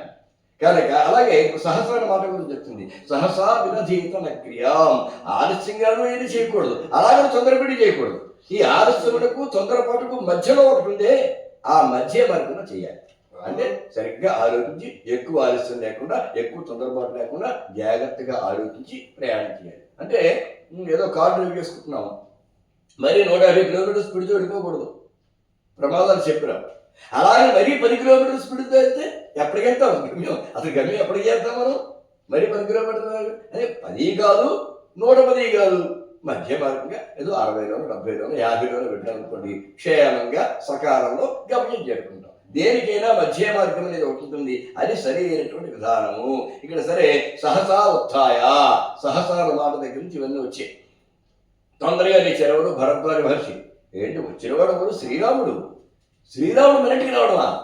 అసలు అది ఎలా ఉంటుందంటే ఎగ్జైట్మెంట్ అనమాట. అది ఇంకా అసలు ఊహించని వ్యక్తి మన ఇంటికి వచ్చేటప్పటికి ఒక రకం తత్తరపడుస్తుంది. అరే రాముడు వచ్చాడా అని గబ ముందుకు వెళ్ళి అర్ఘ్యాలు పాద్యాలు ఇవన్నీ కూడా సేకరించుకుని అతని దగ్గరికి వెళ్ళి ఆహ్వానం పలికాడు. పలికి రామో దాశరథి సీతారక్షణాభ్యం సహసాగత్వా పాదయోః పతితో మునేః స్వామిం రామః సమాగచ్చ వరాత్తు బహిరవస్థితః.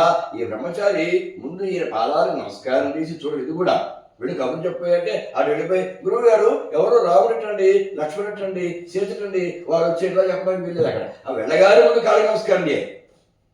ఆ గురువు గారు నమస్కారం చేసి ఇలా రాముడు సీత లక్ష్మణుడు వచ్చేట్టు మీకు చెప్పమన్నారు అని చెప్తే అప్పుడు సహసా అవుతాయి. మిమ్మల్ని లేచి వెళ్ళలు గృహీత్వా అర్ఘ్యంచ పాద్యంచ. అర్ఘ్యపాద్యాలు అంటే చేతులు కడుక్కోవడానికి, కాళ్ళు కడుక్కోవడానికి నీళ్లు తీసుకుని మరీ వెళ్ళాడు.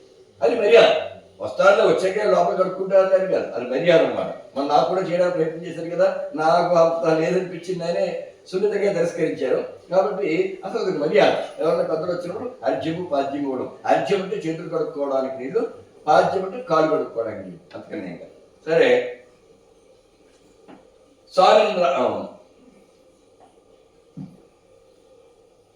సభార్యః సారుజః శ్రీమాన్ ఆహ మాం దేవసన్నిభః భరద్వాజాయ మునయే జ్ఞాపయస్వ యథోచితం తత్ర దృష్ట్వా రామం యథాన్యాయం పూజయిత్వా సంరక్షణం ఆహ వేపర్ణశాలాంభో రామో రాజీవలోచన ఆగచ్చ పాదరక్ష పునీహి రఘునందన. రావయ్య రామ, నీ పాదం లోపల పెట్టడం వల్ల నీ పాదములకు అంటుకున్నటువంటి దుమ్ము ఉంటుంది, ఆ దుమ్ము నా కుటీరంలో పడడం వల్ల ఈ ఆశ్రమం మొత్తం అంతా కూడా పావనం ఉంటుంది అని అడుగుతుంది. అని ఇంతకుముందు ఆ అహల్యాశాప వృత్తాంతం ఉంటుంది, అహల్యాశాప విమోచన వృత్తాంతం ఉంటుంది కదా, ఇది లోక విదితమైపోయిందిగా. లోపల రావయ్య, నీ పాద ధూళి మాకు చాలా పునీహి అంటే పవిత్రం చేసేస్తుంది కనుక లోపలికి రావన్నాడు. ఇచ్చుక్వా ఉడదమానీయ సీతయా సహ రాఘవౌ.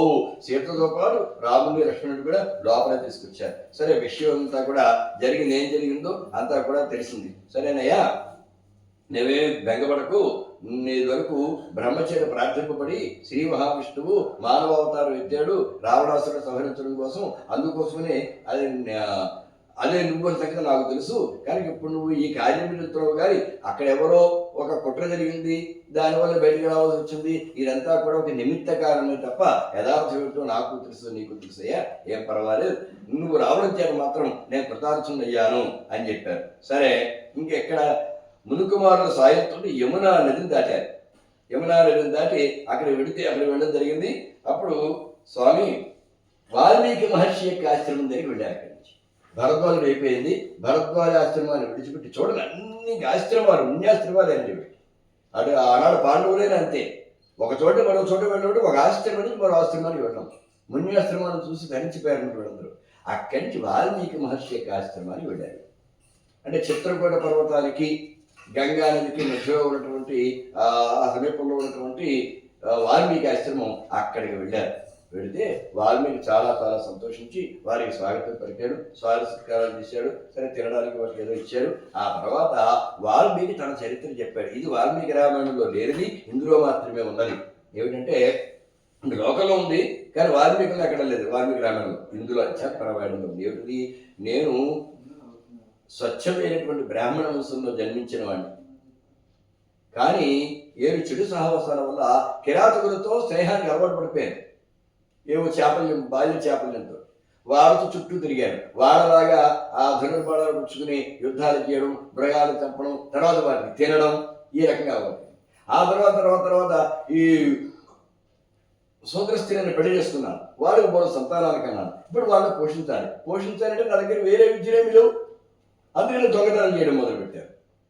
దానిలో ఎవరైనా అడవి మీదుగా కనుక ఎవరైనా పాఠశాల అయితే వేటాడడం, ఏదైనా వేడ దొరికితే లేదా అడవి మీదుగా అరణ్యం మీదుగా ఎవరన్నా వెళుతుంటే మనసులో వాడు కొట్టాడు లేదా చంపాడు, ఆ ధనం చేసుకోవడం, వాళ్ళ దగ్గర ఏ వస్తువులు ఆ వస్తువులు తీసుకోవడం, దాంతో నా కుటుంబాన్ని పోషించుకోవడం, ఇలా చేస్తూ ఉంటే ఒకనాడు సప్త మహర్షులు నాకు కనిపించారు.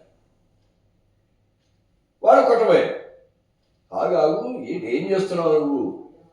మమ్మల్ని కొట్టడం నీకేంటి ప్రయోజనం ఉంటే మేము కొట్టకుండా వదిలేస్తానండి. మీ దగ్గర వస్తువులు ఆ బట్టలో మరొకటం ఏముంటే అవన్నీ నాకు ఇచ్చేయండి. ఏం చేసుకుంటావు అవి?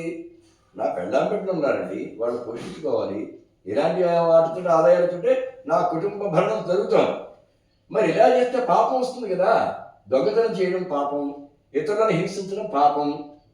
మరి ఇలా పాపం చుట్టపెట్టుకుంటున్నావు కదా, మరి ఏం చేయను? నా కుటుంబ భరణం కోసం నా భార్యను పోషించాలి, నా పిల్లలను పోషించాలి. అలా చేయాలంటే ఇంతకంటే వేరే మార్గం లేదు. మరి అలాంటప్పుడు వాళ్ళ అంటే నీ కోసం కాదా, నా కోసం కాదా, నేనేముంది ఏదో పండు కాయ ఏదో తినేస్తే గడిచిపోతుంది. వాళ్ళ కోసమే నేను ఈ పని చేస్తున్నాను అన్నాడు.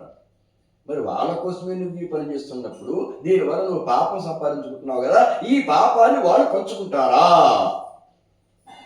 ఎందుకు పంచుకోరండి? మరి వాళ్ళ కోసమే నేను చేస్తున్నప్పుడు దీనివల్ల పాపం వస్తే పాపం మీద సమానంగా పంచుకుంటాను నువ్వు చెప్పడం కాదు. నీ భార్యను అడుగు, ఎప్పటికైనా నీ పిల్లలు ఎదిగారు కదా, వాళ్ళని అడుగు. వాళ్ళు పంచుకుంటా ఉంటే అప్పుడు నువ్వు వచ్చే వరకు మేము ఇక్కడే ఉంటాం, కథలం, మేము అబద్ధం ఆడం, ఇక్కడే ఉంటాం, మా దగ్గర ఉన్నవారిని పట్టుకు. ఓసారి అంటారు, ఎంత పనండి అని గబగబా వెళ్ళిపోయారు. భార్య దగ్గర వెళ్ళాడు. మరి మిమ్మల్ని పోషించడం కోసం నేను దొంగతనాలు చేస్తున్నాను, హింసిస్తున్నాను, కొంతమంది చంపేస్తున్నాను, దీనివల్ల బోడద పాపం ఒట్టుకట్టుకుంటున్నాను కదా, ఈ పాపంలో మీకు కూడా భాగం ఉంటుంది కదా, పంచుకుంటారు కదా మీరు అంటే, ఇది మరీ బాగుందండి. పెళ్ళాన్ని పోషించడం మొగుడు యొక్క లక్షణం. కాబట్టి నువ్వు తప్పు పని చేసి సంపాదిస్తావు, ఒప్పు పని చేసి సంపాదిస్తావు, మాకు అనవసరం. నీ వల్ల మేము పోషింపబడాలి. నువ్వు చేసే పాపం, నీకు వచ్చే పాపంతో మాత్రం మాకు ఎటువంటి సంబంధము లేదు. ఇలాంటి దానికోసమా ఇంతకాలం ఇంత బాధపడ్డాను, ఇంత పాపాన్ని కొట్టుకుంటున్నాను, నువ్వు నా పాపాన్ని భాగం తీసుకోవా అని బాధపడి పిల్లలు దగ్గర. పిల్లలు కూడా అదే, నువ్వేదో సంపాదించబడుతున్నావు, మేము చుట్టున్నా కానీ నువ్వు పాపం ఇస్తావు అంటే మేము ఎందుకు తీసుకుంటా అన్నా. ఒరే, మీకోసం నా జీవితాన్ని నాశనం చేస్తున్నాను రా, కానీ మొహమాటం కోసమేనా ఏదో తీసుకుంటామని మాట్లాడట్లేదు మీరు. మీకోసమే నేను నా జీవితాన్ని పాడు చేసుకున్నాను అని వెనక్కి వచ్చి వీళ్ళ కాళ్ళ మీద పడిపోయి నా జీవితం నాశనం అయిపోయిందండి. మరి ఇంతవరకు నేను చేసిన పాపాలని పోయి తిరిగి నేను ఉద్ధరింపబడాలంటే ఏం చేయాలో కాస్త మీరే కటాక్షించాలి అంటే, పుట్టింది సద్వంశంలో పుట్టాడు కనుక మళ్ళీ ఆ సంస్కారం వచ్చింది అక్కడ. అంటే ఏం పర్వాలేదు నాయనా, నేను మీకు మంత్రాలు ఉపదేశిస్తాను అని రామమంత్ర ఉపదేశం పొందడానికి కూడా అర్హత లేదు అక్కడ. ఎందుకని అంత పాపం మూటగట్టుకుని ఉన్నాడు. అందుకని ఏం చేశారంటే, ఇప్పుడు చూడండి, ఏదైనా జపం చేసుకోవాలంటే ఏ బట్టలో పడితే ఆ బట్టలు జపం చేసుకోలేం కదా, దాని బట్టి మడి బట్టలు కట్టుకోవాలా, స్నానం చేయాలి కదా, స్నానం చేయకుండా చేసుకోవాలి కదా. అంటే అనుష్ఠానం చేయడానికి కూడా ఒక అర్హత ఎలా సంపాదించుకుంటామో, వారికి మంత్రోపదేశం చేయాలంటే కూడా అవతల వాడికి ఒక అర్హత ఉండాలి. ఇక్కడ అర్హత లేదు. అందుకని రామ అనే దాన్ని తిరగేసి మర అని చెప్పారు. ఇందులో స్పష్టంగా ఉంది, మరే ఇది జప సర్వదా, మర ఇది జప సర్వదా, ఇందులో ఉన్నమాట. మన తిరగేయడం ఏమైంది, సాక్షాత్తు పవిత్రమైన మంత్రాన్ని అతనికి ఇవ్వడానికి అర్హత లేదు కాబట్టి ఆ పవిత్ర మంత్రం తిరగేయడంతో దానికున్న శక్తి తగ్గుతుంది, ఇతను పొందడానికి అర్హత వస్తుంది అన్నమాట. అప్పుడు అలా ఇచ్చారు. ఇప్పుడు ఏమైంది, వాళ్ళు తిరిగితే మరా అంటే దానికి అర్థం లేదు, అర్థం లేని మంత్రం జపం చేసిన ఉపయోగం లేదు. కానీ మరా మా రా పలికేకి వెంటనే మా పలుకుతున్నాడు, మా పలికేకి రా పలికే వెంటనే మా పలుకుతున్నాడు, తెలియకుండానే రామ అయిపోయింది. ఇప్పుడు చూడండి, దేవి భాగవతంలో కథ ఉంటుంది, సత్యవ్రతుడు యొక్క కథ అది. అందులో వాడికి ఏది అనుష్ఠానం చేయాలో ఏమి తెలియదు పాపం వాడికి. ఒక పంది అరుస్తూ వెళ్ళిపోతే ఏంటూ అరుచుకుంటూ వెళ్ళిపోతాడు. అనుంటే ఇంకేంటి ఇదేదో బాగుందని అదే స్థలం పలకడం ఏమడం మొదలెట్టి అయ్యం అనేది సరస్వతి బీటు, ఏమంటే అందులో సగం అయింది. అందులో సగం అయింది కనుక ఆ సరస్వతి కటాక్షం లభించింది. అలాగా ఇక్కడ రామ అనాల్సిన మర అన్న ఆ రామ అంటున్నప్పుడు తెలియకుండానే రామ అయిపోయింది కనుక చాలా సంవత్సరాలు, 1000 సంవత్సరాలు చేసేట, మళ్ళీ 1, 2 కదా, 5 వ్యవహారాలు అలా ఉన్నాయి. అలా 1000 సంవత్సరాలు చేసేటప్పటికి అంతకాలం అయిన తర్వాత మళ్ళీ సప్తమహర్షులు వచ్చారు. వచ్చేప్పుడు ఒళ్ళంతా పుట్టలు పెట్టేసింది. ఇంక ఏమైపోయాడో భార్యకి తెలియదు, పిల్లలకి తెలియదు, పుట్ట పట్టేసింది, పుట్టలో ఉన్నాడు, ఇంకా వాళ్ళ పుత్రులు వాళ్ళు ఏమైపోయాడో తెలియదు. వీళ్ళు వచ్చారు, నాయనా బయటికి రా అన్నారు. అప్పుడు పుట్టను చీల్చుకుంటూ బయటకు వచ్చాడు. నాయనా నీ చుట్టూ వల్మీకం ఆవరించింది. వల్మీకము అంటే పుట్ట అనంతం. వల్మీకము నుండి బయటపడ్డావు కనుక ఈ క్షణం నుంచి నీకు వాల్మీకి అనేటువంటి పేరు చరితార్థం అవుతుంది అని చెప్పారు. ఆనాటి నుంచి వాల్మీకి అనే పేరుతో ప్రసిద్ధున్నాయి. ఇక జపం తపం చేసుకుంటూ కొంతమంది శిష్యులను దగ్గర పెట్టుకుని వాళ్ళందరినీ ఉద్ధరిస్తూ ఏదో పాఠాలు పఠనాలు చేసుకుంటూ జపతపాలు చేసుకుంటూ నేను కావాల్సిన నేర్పుకుంటూ ఇలా గడుపుకుంటున్నాను రామా, ఇది నా చరిత్ర అని చెప్పారు. ఆ చరిత్ర అంతా మనకి వాల్మీకి చరిత్ర అంతా కూడా అధ్యాత్మ రామాయణంలో మనకు కనిపిస్తుంది. ఇది చెప్పాడు. సరే, ఆ తర్వాత ఇక్కడ దగ్గర సుమంత్రుడు రాముడు దేపెట్టేశాడు కదా. దేపెట్టేశాక ఇంటికి వచ్చేసాడు, అయోధ్యకి తిరిగి వచ్చాడు. వచ్చేసరికి ఏం బాబు ఏమంటా రాముడు వాళ్ళు వెళ్ళారు కదా, జాగ్రత్తగా వెళ్ళారా, దేపటి వచ్చావా అంటే ఆ జాగ్రత్తగా దేపటి వచ్చారండి. మరి వాళ్ళు ఏమి చెప్పమన్నారా అంటే ఏదో నమస్కారాలు చెప్పమన్నారు, క్షేమంగా ఉండాలని కోరుకున్నారు. వాళ్ళు గంగా నది దాడి చేశారు, ఆ నది దాడి చేశారు, నది దాకా తీసుకువెళ్ళారు, అక్కడికి వెనక్కి వచ్చేసారు అని చెప్పాడు. చెప్పిన తర్వాత ఇంకా కౌశల్య యొక్క మందిరానికి ఇతను వెళ్ళిపోయినాడు కదా, అక్కడే ఉన్నాడు. ఇక్కడ రాముడు ఏం చేశాడంటే చెప్పాడు, ముందే ఆ గంగా నది దాకా కూడా వెళ్లకుండానే ఈ భరద్వాజాశ్రమంలో ఉన్నప్పుడే మర్రిపాలు తెప్పించుకుని అవి జడలకి రాసేసుకుని జట్ల కట్టించేసుకున్నాడండి. ఆ మాట వినేటప్పుడు పాపం కాస్త బాధ కలిగింది ఈ దశరథ మహారాజుకి, అలాగే కౌశల్యకి కూడా. అత్తమామలకు నా సాష్టాంగ దండ ప్రణామాలు చెప్పు అది మాత్రం శిరస్సు ఉంచుకుని ఆ ఒక్క మాట చెప్పి లోపలికి వెళ్ళిపోయిందండి సీతాదేవి. సీత ఏమంది, ఒక్కొక్కరిని అడుగుతుంది. సీత ఏముంది అంటే అత్తమామలకు నా ప్రణామాలు చెప్పి ఒక్క మాటే మాట్లాడింది. అంతకుముందు ఒక్క మాట కూడా మాట్లాడలేదు. ఆ వాడికి పేరు సరే పాపం ఆయన దుఃఖిస్తూ ఉన్నాడు. అప్పుడు దశరథుడు గుర్తొచ్చింది. ఇప్పుడు నాకు గుర్తొస్తోంది, ఒకప్పుడు నేను అడవిలో వేటాడుతూ ఉంటే చీకటి చాటున వేటాడుతూ ఉన్నప్పుడు ఒక నీళ్ళలో శబ్దం వినిపించింది. ఆ శబ్దం వినిపిస్తే అది ఏనుగు తొండంతో నీళ్లు లాక్కుంటే వస్తున్న బుడగలు గుబగుబ ధ్వని ఉంటుంది. ఆ ధ్వని ఇలాగా నాకు అనిపించి ఏదో ఉందనుకుని శబ్దవేధాల విద్య వచ్చు దశరథ మహారాజు. ఆ విద్యతోటి బాణతో కొట్టారు. తగలగానే మానవుడి కార్తస్వరం వినిపించింది. అమ్మబాబాయ్ గొప్ప మునిపోయి గబగబా అక్కడికి వెళితే ఒక ముని బాలకుడు ఉన్నాడు. అక్కడ వైశ్య జాతికి చెందినటువంటి ఒక ముని బాలకుడు. ఆయన తమరెవరో తెలియదు, చాలా తప్పు తిరిగిపోయింది, అపచారం తిరిగిపోయింది, నేను ఏనుగులు అనుకుని కొట్టాను అంటే పోనండి, మాకు వృద్ధ జనకులు ఉన్నారు, వాళ్ళ కళ్ళు కూడా కనబడవు, పాపం నడవలేరు, వాళ్ళు మోసుకొస్తూ ఉన్నాను, వారు దాహంతో అలంటించిపోతున్నారు, వారికి నీళ్ళు ఇద్దామని చెప్తే నేను వచ్చాను. ఈ నీళ్లు ఇప్పుడు నేను వెళ్ళలేను, ఇక్కడికి నా ప్రాణం పోతుంది, ఈ నీళ్లు పట్టుకెళ్ళి వాళ్ళకి ఇవ్వండి, కాస్త వాళ్ళ ప్రాణాలు నిలబెట్టవయ్యా అన్నాడు. ఇలా నేను ఈ దేశాన్ని దశరథ మహారాజుని నేను పొరపాటు పెట్టాను, ఏమనుకోద్దాయి అంటే ఈ సంగతి చెప్పాడు. సరే, ఈ బాణం నన్ను చాలా బాధపెడుతోంది, ఈ బాధని భరించలేను, శరీరం అంత బాణం తీసేయన్నాడు. బాణం తీస్తే అతనికి చేస్తా మరణించాడు. సరే, ఇక్కడికి వచ్చాడు వెతుక్కుంటూ. వాళ్ళకి నీళ్ళు ఇచ్చేటప్పటికి, బాబు ఎవరు నువ్వు అని అడిగితే నేను ఈ దేశాన్ని దశరథ మహారాజుని, మరి నువ్వు వచ్చేవాడు నా కొడుకు ఏడి అని అడిగితే ఇలాగా నేను ఏనుగులు అనుకుని అంటే శబ్దమేధ విద్య, శబ్దం వినపడితే అక్కడ కొడితే మనం వెళ్ళిపోతుందంటే అది గొప్ప విద్య. కానీ ఏమైంది, ఆ శబ్దం సరిగ్గా ఏ శబ్దము, అది ఏనుగు చేసిన శబ్దమా, మానవుడు చేసిన శబ్దమా, కొండలోకి నీళ్లు పెడుతున్న శబ్దమా, తొండతో నీళ్లు పంచుకున్న శబ్దమా, అంత స్పష్టంగా తెలిసే అవకాశం ఉండదు. ఏనుగుని బ్రహ్మడు కొట్టేశాడు. ఇలా కొట్టేశారండి, మీ అబ్బాయి మరణించాడు అన్నారు. అవి అంత పని జరిగిందా, అయితే ఓ పని ఒక్కసారి మా అబ్బాయి దగ్గరికి తీసుకువెళ్ళు అన్నారు. తీసుకువెళ్ళారు. సరే, చితిని పేర్చవయ్యా అన్నారు. పేర్చారు. అతను పడుకోబెట్టుకున్నారు. అప్పుడు నాకు నువ్వు పుత్ర వియోగాన్ని కలిగించావు గనక నువ్వు కూడా ఎప్పటికైనా పుత్ర వియోగంతో మరణిస్తావు అని శాపం పెట్టి ఆ చిట్నీరు పడిపోయి వాడు కూడా ప్రాణాలు వదిలేశాడు. ఇప్పుడు గుర్తు తెచ్చుకున్నాడు, ఒకప్పుడు ఇలా జరిగింది, ప్రాణాలు వదిలేశాడు. పాపం ముగ్గురు ప్రాణాలు.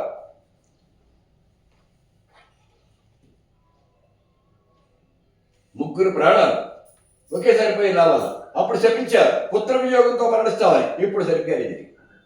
అప్పుడు పెద్దగా పట్టించుకోలేదు, ఎందుకంటే అప్పటికి సంతానం లేదు. అసలు పిల్లలే లేక నేను బాధపడుతుంటే కొడుకు దూరమై మరణిస్తాడు ఇతనంటాడేంటి అని పెద్దగా పట్టించుకోలేదు. తర్వాత ఒకవేళ అది నిజమైతే అలా మరణించాలంటే ముందు పుత్రుడు కలగాలిగా, అది ఆనంద కారణమైంది. కానీ ఇప్పుడు దగ్గరికి వచ్చేటప్పటికి ఇది బాధ కలుగుతుంది, పుత్ర వియోగం. ఆ పుత్ర వియోగం కలగాలంటే ముందు పుత్రుడు పుడతాడు కదా, అక్కడ అది ఆనందం. కానీ నిజంగా పుత్రుడు పుట్టేసి పెద్దవాడై వియోగం కలిగితే ఇది బాధ. ఇవి సున్నితమైన అంశాలు ఎలా ఉంటాయంటే, ఇప్పుడు ఎవరికైనా 30 ఏళ్ళ వయసులో ఉన్నప్పుడు ఆ జ్యోతిష్కులు చూపించి ఆయుర్దాయం ఎంతమంది చెప్పండి అన్నారనుకోండి, 70 ఏళ్ళ ఆయుర్దాయం నీకన్నారు. అబ్బో 70 ఏళ్ళ ఏం చేసుకుంటా, చాలా ఎక్కువ అనుకుంటా. ఆ తర్వాత 65 ఏళ్ళ వయసు వచ్చిన తర్వాత అప్పుడు గుర్తొచ్చింది అనుకోండి, ఇంకా 5 ఏళ్ళైనా ఆయుర్దాయం, ఇంకా 5 ఏళ్ళు గుర్తు, అప్పుడు కంగారు వస్తుంది. ఒకప్పుడేమో అయ్యో బాబాయ్ 70 ఏళ్ళు అనుకున్నాడు, ఇప్పుడు ఇంకా 5 ఏళ్ళైనా అని. అందుకనే జ్యోతిష్కులు ఎప్పుడు ఆయుర్దాయం చెప్పరు, 5 ఏళ్ళు చెప్తారు కానీ ఆయుర్దాయం మాత్రం చెప్పరండి, చెప్పకూడదు. చెబితే ఏమవుతుందంటేను అప్పటికి ఎలాగో చావు ఎలాగో తప్పదు, కానీ ఈలోగా మొత్తం పెట్టేస్తాడు, బెంగ వచ్చేసి. మళ్ళీ ఆ బాధకు అందుకు చెప్పకూడదు అని మన జ్యోతిష్కులు ఆయుర్దాయం చెప్పకూడదు. కొంతమంది ఏం చేస్తారు, జాతకాలను ఇచ్చేవనుకోండి, వరుసగా కొంతమంది సంవత్సరం రాసుకుంటూ వెళ్ళిపోతారా, కొంత రాసి అక్కడ ఆపేసి పుస్తకం ఇచ్చేస్తారు. అంటే అక్కడ దాకా ఆయుర్దాయం ఉందని అర్థం. 69 ఏళ్ళు రాసిన 75 ఏళ్ళు రాసి ఇక్కడ ఆపేసారు అనుకోండి, ఆయన తర్వాత రాసుకొచ్చినాడు, ఇప్పటికీ చాలా రాశారు, ఇంకా నాకు టైం కూడా లేదు ఇంకా ఇంత రాయడానికి, ఇప్పటికీ చాలా రోజులు పెట్టింది, ఇంతవరకు రాసిన తర్వాత చూద్దానంటే అది ఇచ్చేస్తాడు అంతే. తర్వాత ఎప్పటికీ రాయడానికి ఇక్కడ ఆయుర్దాయం లేదు, దాని అర్థం అది. ఇలాంటివి ఉంటాయి కనుక ఒకప్పుడు ఆలోచన వేరు, తర్వాత దగ్గరకు వచ్చిన తర్వాత దూరంగా ఉన్నప్పుడు ఆలోచన ఒకలా ఉంటుంది, దగ్గర అయ్యాక ఆలోచన ఒకలా ఉంటుంది. పిల్లలే లేను, నాకు పిల్లలు పుట్టాక కదా పుత్ర వియోగం జరగడం, ఆ ఒక్కనే పిల్లలు పుడుతున్నా కదా ఆనందమైన అప్పుడు అనుకున్నాడు. ఇప్పుడు పిల్లాడు దూరం అయితే చాలా బాధ కలుగుతుంది. ఇదంతా గుర్తుకు తెచ్చుకున్నాడు పాపం. కాబట్టి నేను ఇప్పుడు ఈ వంకతోటి ఆ శాపం అంతా ఇప్పుడు నాకు ఈ రకంగా జరుగుతోంది అనుకుని బాధపడుతూ పాపం దశరథుడు ప్రాణాలు విడిచిపెట్టేటప్పటికీ వశిష్ఠుడు వెంటనే రంగప్రవేశం చేసి వెంటనే యుధాజిత్తున్నటువంటి నగరానికి వెళ్ళి అక్కడ ఉన్నాడు భరతుడు శత్రుఘ్నుడు. నేను చెప్పానని చెప్పి భరతుడు తీసుకురండి. చూడండి, నేను చెప్పానని చెప్పి అంటే ఆజ్ఞాపించే శక్తి పురోహితుడికి. నేను చెప్పానని చెప్పి ఉన్న పడంగా బయలుదేరి రమ్మనండి, తీసుకురండి, రమ్మని చెప్పండి అని రథాలిచ్చి పంపించేసాడు. పోతుంది వెళ్ళారు. భరతుడి దగ్గర వెళ్ళి ఏమో తెలియదండి, వశిష్ఠుల వారు ఉన్న పడంగా మిమ్మల్ని రమ్మన్నారు. వశిష్ఠుల వారు ఉన్న పడంగా రమ్మని ఏం జరిగిందా అని కొంత కంగారు వచ్చింది. ఇంకా భరతుడు శత్రుఘ్నుడు కూడా బయలుదేరి వచ్చారు. వచ్చేసినప్పటికి చూస్తూ ఉంటే నగరం భ్రష్టలక్ష్మీకం జన సంబాధవర్జితం. ఎక్కడైనా గుంపులుగా జనాలు ఉంటారా, దారిలో ఎక్కడ ఒక్క మనిషి కనబడాల, ఎక్కడ లక్ష్మీ కళ లేదు, కళాకాంతి లేదు, ఆ రహదారులు ముగ్గులు ఇలాంటివి ఏమి కనబడలేదు, అంతా కూడా చాలా నిస్తేజంగా పడింది. ఏమిటబ్బా ఈ ఊరంతా ఇలా ఎప్పుడు కళకళలాడుతూ ఉంటుంది, అసలు ఎక్కడ నిస్తేజంగా ఉండేది అర్థం కాలేదు. యా గతి ధర్మశీలానాం అశ్వమేధాదియాజినాం తాం గతం గతవారజ్య పితాదే పితృవత్సర. అప్పుడు జాగ్రత్తగా ముందు వెళ్ళారు. ముందుగా తల్లి యొక్క గృహం దగ్గర వెళ్ళిపోయాడు, తన తల్లి దగ్గర వెళ్ళిపోయాడు. పెడితే రానాయన నీకోసం చూస్తూ ఉన్నాను, మరి క్షేమంగా ఉన్నావు కదా, అందరూ బాగున్నారా, మా అమ్మ నాన్న బాగున్నారా, మా అన్నయ్య బాగున్నాడా అంటే మీ మామయ్య వీళ్ళందరూ కూడా బాగున్నారా ఏమిటి అని చెప్పేసి అంటే ఆయన అంతా బాగా ఉన్నాం కానీ ఉన్నపడంగా రమ్మన్నారు, ఎక్కడ చూసినా అంతా చింతాక్రాంతంగా కనిపిస్తున్నారు, ఏమిటి సంగతి, ఏం జరిగింది అని అడిగితే, నాయన రాముడికి పట్టాభిషేకం చేద్దాం అనుకున్నాడు మీ తండ్రి గారు, అలా కాదు నా కొడుకు భరతుడికి అంటే నీకే పట్టాభిషేకం చేయమని నేను అడిగాను. అక్కడితో కాకుండా రాముడిని అడవులకు వెళ్ళిపోమని కూడా నేను చెప్పాను. ఈ 2 పనులు జరిగాయి. రాముడు అడవులకు వెళ్ళిపోవడం వల్ల ఆ బాధ భరించలేక నీ తండ్రి మరణించాడు. ఇది జరిగినటువంటి సంగతి. అంటే అప్పుడు మరణించే సమయంలో మహారాజు ఏమన్నాడు అని అడిగితే అప్పుడు హా రామ హా రామ హా సీత హా లక్ష్మణ అంటూ విలపిస్తూనే మరణించాడయ్యా, వేరే ఏం మాట్లాడలేదు. రాముణ్ణి లక్ష్మణుణ్ణి సీతను తలుచుకుంటూ హా రామ రామ సీతేతి లక్ష్మణేత పునః అని వాణ్ణి తలుచుకుంటూ మరణించాడయ్యా.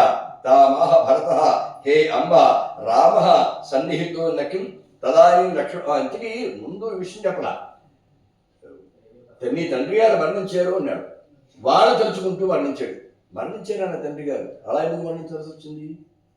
మరణించేటప్పుడు ఆయన మాట్లాడడం ఉన్నాయంటే రాముడిని సీతను లక్ష్మణుని తలుచుకుంటూ మరణించారు. వాళ్ళని తలుచుకోవడం ఏంటి? వాళ్ళు ఇక్కడ లేరా? తదాయం లక్ష్మణోవాపి సీతావా కుత్రతే కథాహ. వాళ్ళు ఎక్కడికి వెళ్ళారు? తండ్రి గారిని అలా విడిచిపెట్టి ప్రాణమైపోయింది అంటే ఆయన ఒంట్లో బాగుంటుంది అర్థం కదా. ఆరోగ్యం బాగుండలేదు నాన్నగారిని విడిచిపెట్టేసి వాళ్ళు ఎక్కడికి విడిపోయారు?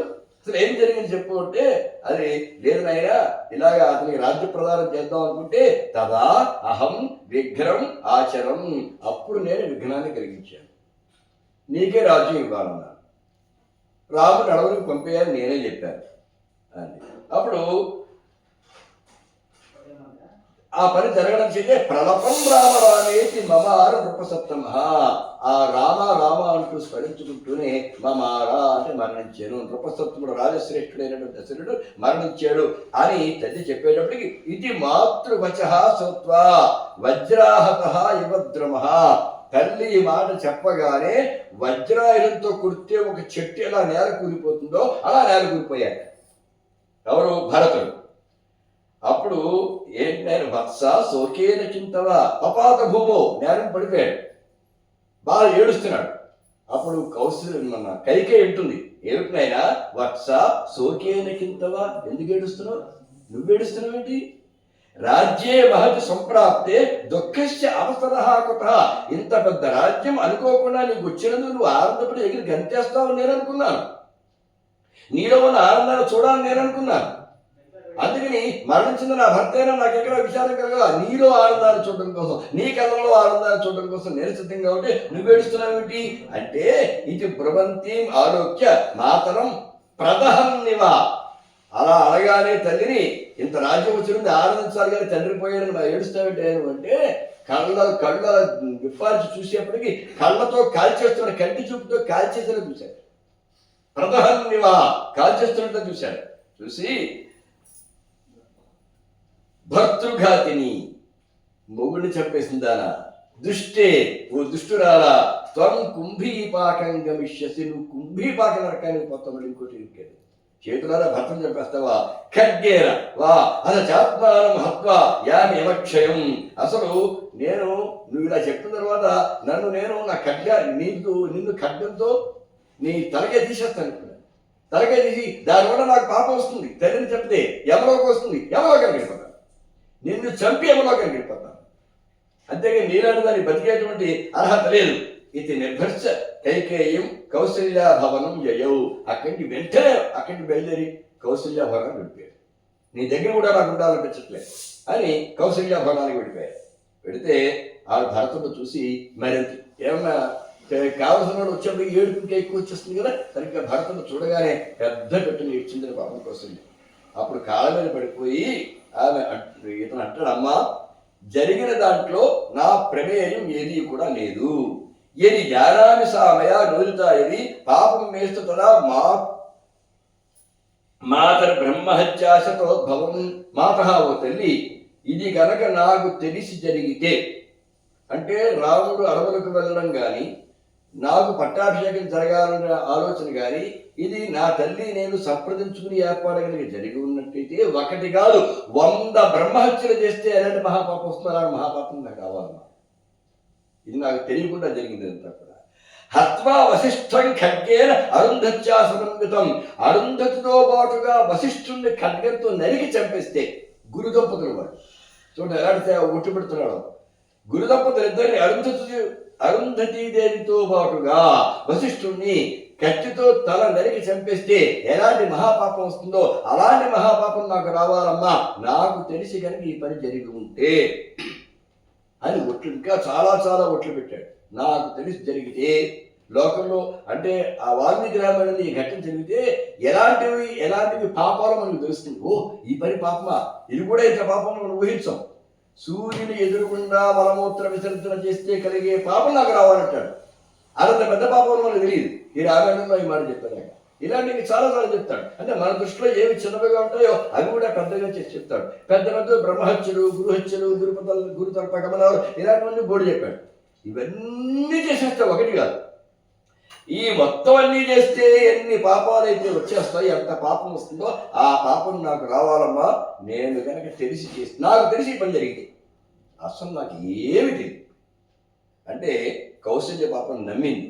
నాయన నువ్వేంటో నాకు తెలుసు, కానీ జరగాల్సింది ఇలా జరిగింది, మనం ఏమీ చేయగలిగింది ఏమీ లేదు, అంతా కూడా ఆ భగవంతుని ఎలా ఉంది, ఏం బాధపడద్దు అవుతుంది. తర్వాత ఎలాగో క్రియాకలాపాలు ఔర్ధ్వ దైహిక క్రియలు. ఇప్పుడు ఏమైంది చూడండి, పెద్ద కుమారుడు ఉండగా కూడా దగ్గర లేకపోవడం చేత ఈ తర్వాత కుమారుడు భరతుడి చేత ఔర్ధ్వ దైహిక క్రియలు చేయించాల్సి వచ్చింది. వశిష్ఠుడి దగ్గరుండి ఆ క్రియాకలాపాలన్నీ కూడా చేశారు. సరే చేసిన తర్వాత అప్పుడు భరతుడు నేను ఇప్పుడు వెంటనే బయలుదేరి రాముడితో బయలుదేరి పెడుతున్నాను అంటాడు. వశిష్ఠో మునిభిః సార్ధం మంత్రిభిః పరివారితః రాజ్ఞః సభాం దేవసభా సన్నిభాం అవిసద్విపుః రాజ్య అభిషిచ్యామి త్వాం. వశిష్ఠుడు అన్నాడు, నువ్వు ఎక్కడికో వెళ్ళం కదయ్యా, రాజ్యాభిషేకం జరగాలి. మీ నాన్నగారి కోరికలు, మీ నాన్నగారు ఇచ్చిన వరములు ఏమిటంటే రెండు. ఒకటి రాముడు అడవులకు వెళ్ళాలి, నువ్వేమో రాజ్యాభిషేకం చేసుకోవాలి. ఒకటి జరిగిపోయింది, మరి రెండో జరగాలిగా. అసలు మొదటి ఇదే నిజం చెప్పాలి కనుక ఇప్పుడు తండ్రి కూడా లేడు. పైగా ఇంకోటి ఏంటంటే తండ్రి మరణించాడు, రాజు లేడు. ఇప్పుడు రాజ్యాభిషేకం నీకు జరగకపోతే అరాజకమైపోతుంది, రాజు లేకుండా ఉండడానికి లేదు. మనకు కూడా చూడండి, ఎప్పుడైనా పెద్ద పదవిలో ఉన్నటువంటి వ్యక్తి అకాల మరణం చెందితే వెంటనే ఇంకొకటి చే అక్కడ సంతకం చేయించేసి ఇన్ఛార్జిగా ముందు ఆ పదవి అప్పగించేసి అప్పుడు కానీ ప్రకటన కూడా చేయి. ఫలానా వ్యక్తి మరణించేరు అనే ప్రకటన ఎప్పుడు జరుగుతుందంటే ఈలోగా మరొకరికి ఆ పదవి అప్పగించాలి. మనకి రాజీవ్ గాంధీ ఇలాంటి వాళ్ళు సందర్భంలో అలా జరిగింది మనకి తెలుసు. ఇవన్నీ కూడా మనకి ఆ ఇందిరాగాంధీ సమయంలోనూ ఇలాంటప్పుడు కొన్ని జరిగాయి మనకి తెలుసు. దానికి అరాజకం కాకూడదు. రాజు లేకపోతే రాజ్యంలో ఎవరు ఏం చేసినా శాసనాధికారులు ఎవరికి ఉండదు, ఇంకా శిక్షాధికారం ఉండదు. ఇంక కలెక్టర్ పవర్లో ఉండు, డిఎస్పీ పవర్లో ఉండు, ఎవరికి ఏ పవర్ లేకుండా పోతాయి అసలు కూడా లేకపోతే. కాబట్టి ముందు అరాజకం కాకూడదు, నువ్వు రాజ్యస్వీకారం చేయాల్సిందే అని ముందు అతను రాజ్యస్వీకారం ఇస్తాడు. సరే అయితే అని చెప్పేసి అది తీసుకుని సరే ఓ పని చేద్దాం, ముందు నేను రాముడి దగ్గరికి వెళ్ళాలి, నా తల్లులతో కలిసి, కైకి మాత్రం కాకూడదు. అహం యూయం, నేను వెళతాను, మీరు వస్తారు, గురుదేవ మీరు కూడా రండి అంటే ఇక్కడ మాతరశ్చ తల్లులు కూడా కైకేయీం రాక్షసీంజనా, రాక్షసి లాంటి కైకాదేవి తప్ప మిగిలిన తల్లు కూడా రావాలి. వాళ్ళు మనందరం కలిసి వెళ్ళిపోదాం. హరిష్యాలు అసురేవాహం కైకేయం మాతృగంధిరేం. అసలు ఒక పని చేస్తే పోలా, కైకేయం చంపేస్తే నా తల్లి కానీ ఇంకా ఆవిడ చెప్పేసి మిగతా వాళ్ళందరం కలిసి రాముడి దగ్గర వెళదాం, ఇంకా ఆవిడ దాకా చనిపోయింది, నువ్వు రావయ్యా అని ఆయన తీసుకొచ్చి ఆయన రాజ్యం చేద్దాడు. తప్పుడయ్యా అంతలో బట్టి ఇతను అనుకున్నాడు, లేదు చంపడానికి లేదు, నేను గనక కైకను చంపితే కింటు మామనో రఘుశ్రేష్ఠ స్త్రీ హంతారం సహిష్యతే. ఆడదాన్ని చెప్పావా, పైగా తల్లిని చెప్పావా, చిచి నీ మొహం చూస్తే మహాపాపం కలిస్తే పో దూరంగా పో అంటాడు. రాముడు నన్ను అసహించుకుంటాడు, రాముడు నన్ను ఎక్కడ అసహించుకుంటాడో, నన్ను ఎక్కడ దూరం పెడతాడో అన్న బాధతో భయంతో మాత్రమే నా తల్లిని చంపకుండా విడిచిపెడుతున్నాను, లేదంటే ఇప్పుడు నాకున్నటువంటి కోపాన్ని నా తల్లిని చంపాల్సిందే అని కూడా తన కోపాలు చూపిస్తూ సరే తరిగి భరతుడు శత్రుఘ్నుడు తర్వాత వీళ్ళు మొత్తం అందరూ కూడా బయలుదేరి అక్కడికి వెళ్ళాలని నిర్ణయించుకున్నారు. బయలుదేరి వెళ్ళారు. ఇక్కడ లాంఛనంగా జరగాల్సిన పనులను చేసుకుని బయలుదేరి వెళ్ళారు. వాళ్ళు వస్తున్నారు అన్న సంగతి గుహుడికి తెలిసింది. యావన అనుమానాలు వాళ్ళవి. ఈ రావడం కూడా చతురంగ బలాలతో సైన్యంతో పాటుగా బయలుదేరారు. వీళ్ళందరూ ఎందుకు వస్తున్నట్టు రాముడికి అడవులకు పంపేశారు, అక్కడ కూడా సుఖంగా ఉన్నవరా అంటే శత్రు శేషం లేకుండా చేసుకుందాం అనుకుంటున్నారా, నిష్కంటకం చేసుకోవాలనుకుంటున్నారా భరతుడు? అలా చేసేటైతే చూద్దాం మన సంగతి, అసలు ఎవరిని కూడా వీళ్ళు నది దారి రావడంతో చూద్దాం అని 500 నావలు రప్పించేట్టు అంత జనం ఉన్నారు అక్కడ. నది దాటాలంటే 500 నావలు కావాలి. 500 నావలు అంటే ఎక్కడెక్కడున్న నావలు అక్కడికి రప్పించేశాడు. అంటే ఎక్కడ ఎంత దూరం కూడా నావ దొరకకూడదు, మొత్తం ఉన్న నావలు 500 రప్పించేశాడు. వాడు గంగా నది మధ్యలో పెట్టించేశాడు. ఇప్పుడు ఎవరు కూడా గుహుడు ఒప్పుకుంటే తప్ప ఎవరు నది దాటి వెళ్ళే ప్రశ్న లేదు. గోదావరి గంగా నది దాటాలి, దాటాలి అంటే గుహుడు పోవాలి. ఎంత చక్కని అందులో వ్యూహము చూడండి. మొత్తం ఎక్కడెక్కడున్న పడవని కూడా రప్పించేసి గంగానది మధ్యలో పెడిచాడు. చూస్తే ఎప్పుడు వాళ్ళు వస్తే ఆ భరతుడు మాట్లాడుతున్న మాటలను బట్టి అతనికి సంగతి అర్థమైపోయింది. అప్పుడు ఓహో లేదు, నిజంగానే ఈ భరతుడు రాముని ఎడల భక్తుడయ్యే ఉన్నాడు, అతనికి కలుసుకోవడానికి పెడుతున్నాడు అనే నమ్మకం కలిగిన తర్వాత అప్పుడు వీళ్ళందరినీ కూడా గంగానది దాటించాడు అంతర్గత. సరే గంగానది దాటించిన తర్వాత నేనైతే అప్పుడు గంగానది దాటించాను. తర్వాత వాళ్ళు వెళ్ళిపోయారు, ఎక్కడున్నారో తెలియదు. మళ్ళీ నేను వెనక్కి వచ్చేసాను. నేను కూడా వెళ్ళిపోతానంటే అలా నువ్వు రావద్దు, వెనక్కి వెళ్ళిపోమన్నారు, వెనక్కి వచ్చేసాను. కనుక మీరు వెళ్ళండి, సరే మీతో పాటు నేను కూడా వస్తాను అక్కడికి అని బయలుదేరి వెళ్ళారు. సరే ఈ అక్కడి నుంచి బయలుదేరి వెళ్ళిన తర్వాత